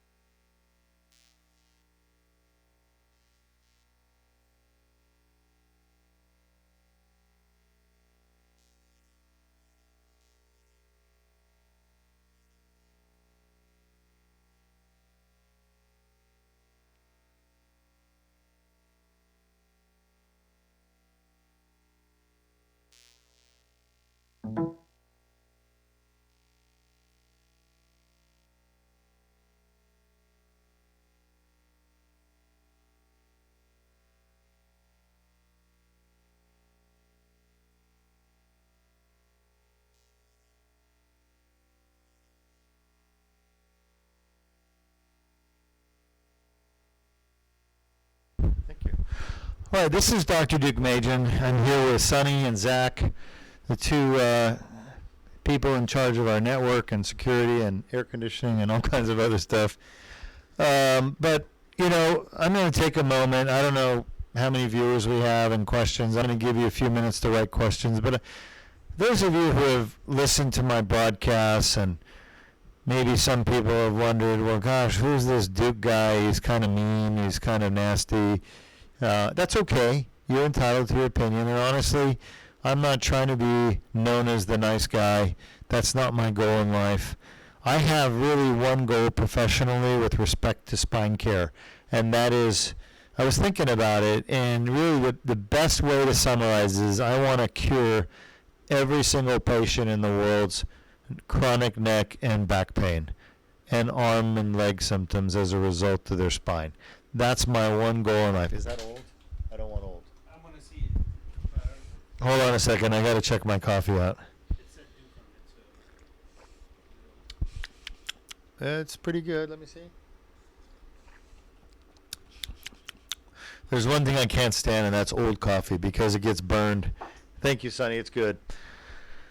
So, you know, I've thought a lot about it. I've had a lot of years to think about what my goals in medicine are as a neurosurgeon practicing in the, you know, the 2000s, and really pretty much started my career in 97, and here we are in 2019, so I guess 22 years as a neurosurgeon. And of course, prior to that was medical school, and I was involved in neurosciences. I could talk for ages about all that stuff, but I guess really, you know, for those of you who have listened to many of my broadcasts, you know, you probably get a pretty good idea of who I am. And I'm very happy with who I am. I'm not perfect, and I certainly don't try to be. I'm not Joel Osteen. I have a lot of respect for Joel. I think he's an amazing human being. Tony Robbins, good guys. But, you know, I guess what I'm trying to say is I'm somewhat of a public figure only because of the broadcasts and because I help a lot of people. But my goal in life, my mission professionally is one thing, and I've thought a lot about it, and it's really comes down to curing everyone's back and neck pain. That's what I strive for. So all the things that I do, fighting the insurance companies, educating the public, going to court, broadcasting, writing appeals, seeing patients in clinic, operating, everything I do professionally has one true aim, and that is to literally cure the world of back and neck pain. And that's my mission. So I have had some interesting experiences in my life in the last couple of years, and I'm going to share them with you only because they highlight, I think, a very important thing for people to understand about the world around them. And that is, even if you discover the truth, a scientific truth that no one else has discovered, okay, which I have in medicine, but I've also done it in the marine world with respect to corals and what's killing corals around the world. I have discovered truths about corals dying and what kills them, and truths about curing back and neck pain. And what's amazing to me is, in this 2019, and even being a board certified neurosurgeon from the best training in the world you can get, it's still really hard to convince most people of the truth. It's really quite interesting. It's a phenomena I truly did not expect. It's so odd. I think that if you grow up in America in our educational system, you go to school, you study hard, you read books, you read your math textbook, right? And it says 2 + 2 is 4, and you take that as the truth. It's a fact. It's concrete. You're taught that by your teachers. And yet, when you become a pioneer or leader in science and you discover something new and you try to educate the public about it, these days you're met with so much cynicism and resentment, and I don't know, the right word is maybe haters. And they doesn't matter how much they know, what your educational background is. None of those important facts matter to them. They're just I don't know what motivates these people, but I truly feel that they're completely counterproductive, because it's not that they have good arguments, it's that they just don't want to hear the truth. Okay? And they're unfortunately influencing other people through the internet, through communication. Forget about people and their pedigrees, but just think about truth and information. There's supposed to be people at the top, all right? Like when I was at UC San Diego for undergraduate, I trained with a very famous biochemist there named Dr. Paul Saltman. Dr. Saltman was an incredible human being. He just full of joy and happiness and love for the world. He actually was a nutritionist. He took his biochemistry degree and was at UC San Diego teaching primarily nutrition, but also biochemistry. I was a biochemistry major, cell biology major, chemistry major. So I worked with him, took classes with him.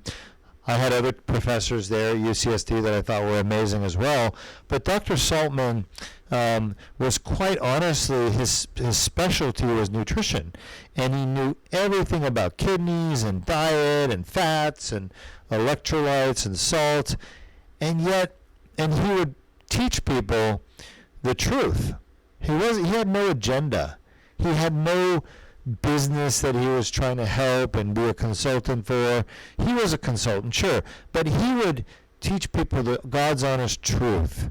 And things like that eating salt does not cause high blood pressure or your kidney failure. Kidney failure causes your body to retain salt, which is the truth. So he would teach people that pizza was, for example, one of the best things you could eat because it had all the food groups in it in the right amounts. So these are kind of things that most people reject, but he's an expert, and he literally wrote the diet for the entire country of Japan, hired by the president of Japan to write the national diet of what the Japanese people should be eating to be healthy. That was one of his roles. So here he was, an expert in the world on nutrition, and yet people would come out of the woodwork and the darkness just to stab him.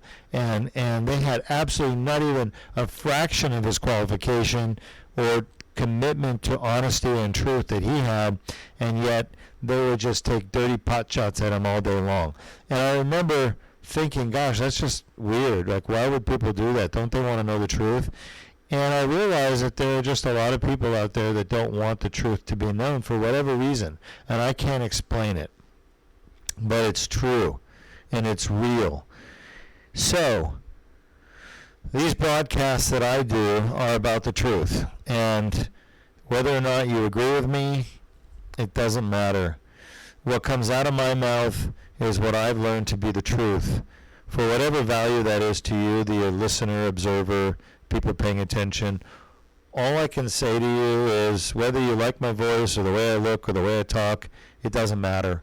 What matters to me the most is that I am curing a disease that affects millions of people in the worst way, destroys lives, destroys careers, destroys hope, destroys their dignity, and that is chronic back and neck pain.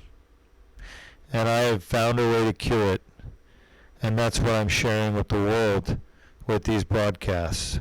That's what's important to me, is curing back and neck pain. So these broadcasts are really just an educational tool. It's a way to teach the public, the world, about what's available, so they don't have to believe the lies and believe the misinformation that they're given.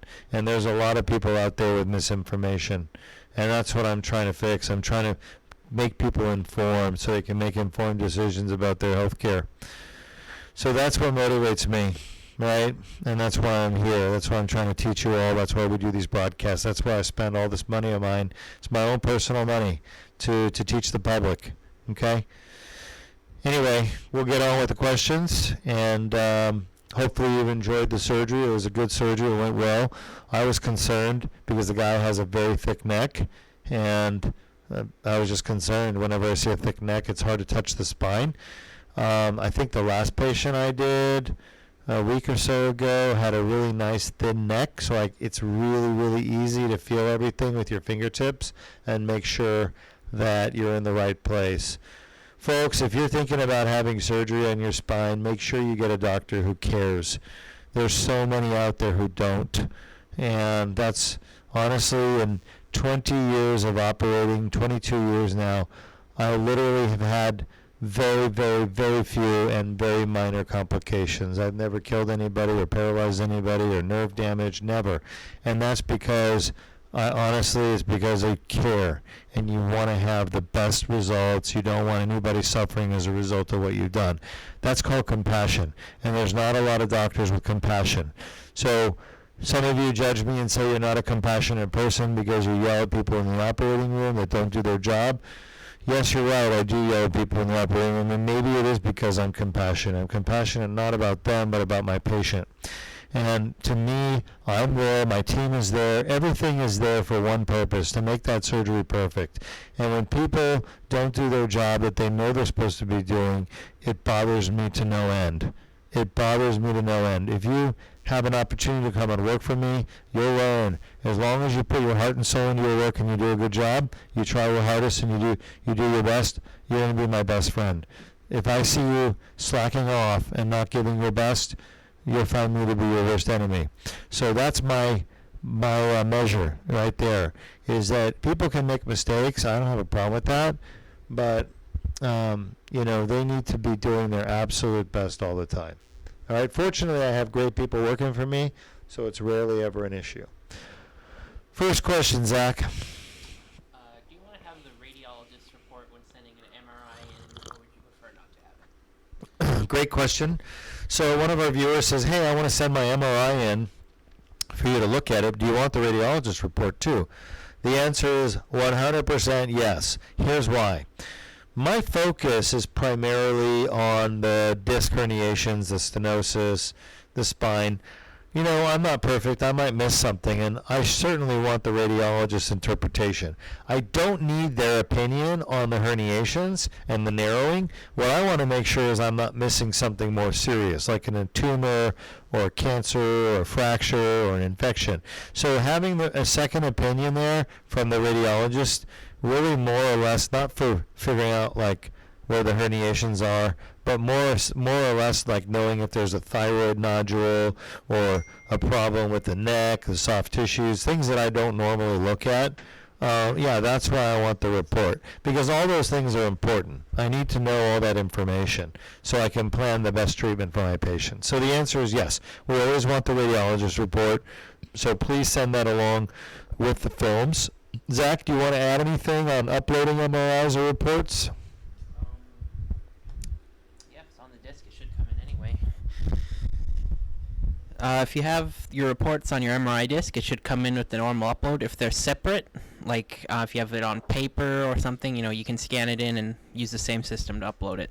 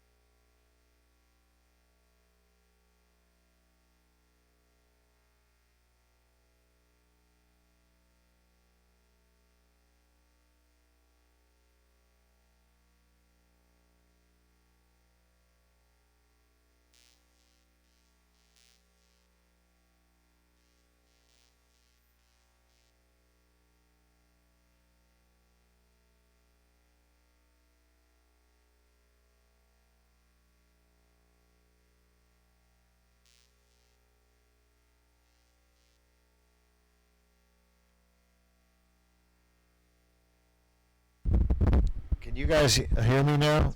Okay, I apologize. I think the button slipped on the microphone. So I'll start over. I don't know where you heard or didn't hear, but the question from the audience was, what do I need to do to find out if you can help my lumbar spine or lower back? And I said there's a couple of things you could do. One, you could send your MRI images in. I'll look at them personally and review the images along with the report, and we'll probably want to collect some information. My team will ask you some questions like, where your back pain is, does it go down your legs, you have numbness, tingling, weakness, all those kind of stuff. And they basically review that with me. I go over every single MRI personally, and review them to see what we can do to help you. So one option is send your MRI in through the MRI review process, along with answering some questions about your problem. So that's one way. The second way is just to come out here and see me personally, like come into the office, I'll see you personally. Sometimes I'll have my assistants like order certain tests so that the visit can be productive. Because if you're coming in and there's no MRI, X-ray, if you have leg symptoms, no nerve tests, then I'm going to want to order those things before I make a decision about what needs to be done. So one way is send in your MRI for review through our website. It's deukspine.com, D-E-U-K spine, S-P-I-N-E.com, and I'll review it along with some of your history, which my staff will get from you. The other option is to come in and see me personally. Now, if you do send your MRI in and you want an opinion about what can be done, we can do also a video conference. We set those up every week. You just need to talk to Lauren in our office, and Lauren can arrange a video conference. And usually I'll spend about 10 to 20 minutes on the phone reviewing the MRI, doing kind of a physical exam over the phone. We do video so I can see you. I can see where the pain is coming from and make a diagnosis. It's really not that hard to do with telemedicine these days. We have the equipment to do a video conference wherever you are in the world. Honestly, I'm happy to help anyone who wants my help, whether or not they come to Deuk Spine Institute or not. The purpose of the MRI review and video conference is to give people the right direction in terms of what needs to be done to fix their problem. So we don't expect you to come here, but I'll tell you this, you won't find better spine care anywhere in the world, and our complication rates are 0 with the laser surgery in 13 years, no complications. So if you actually really care about your health, then the best choice in the world you can make is to come to Deuk Spine Institute for care.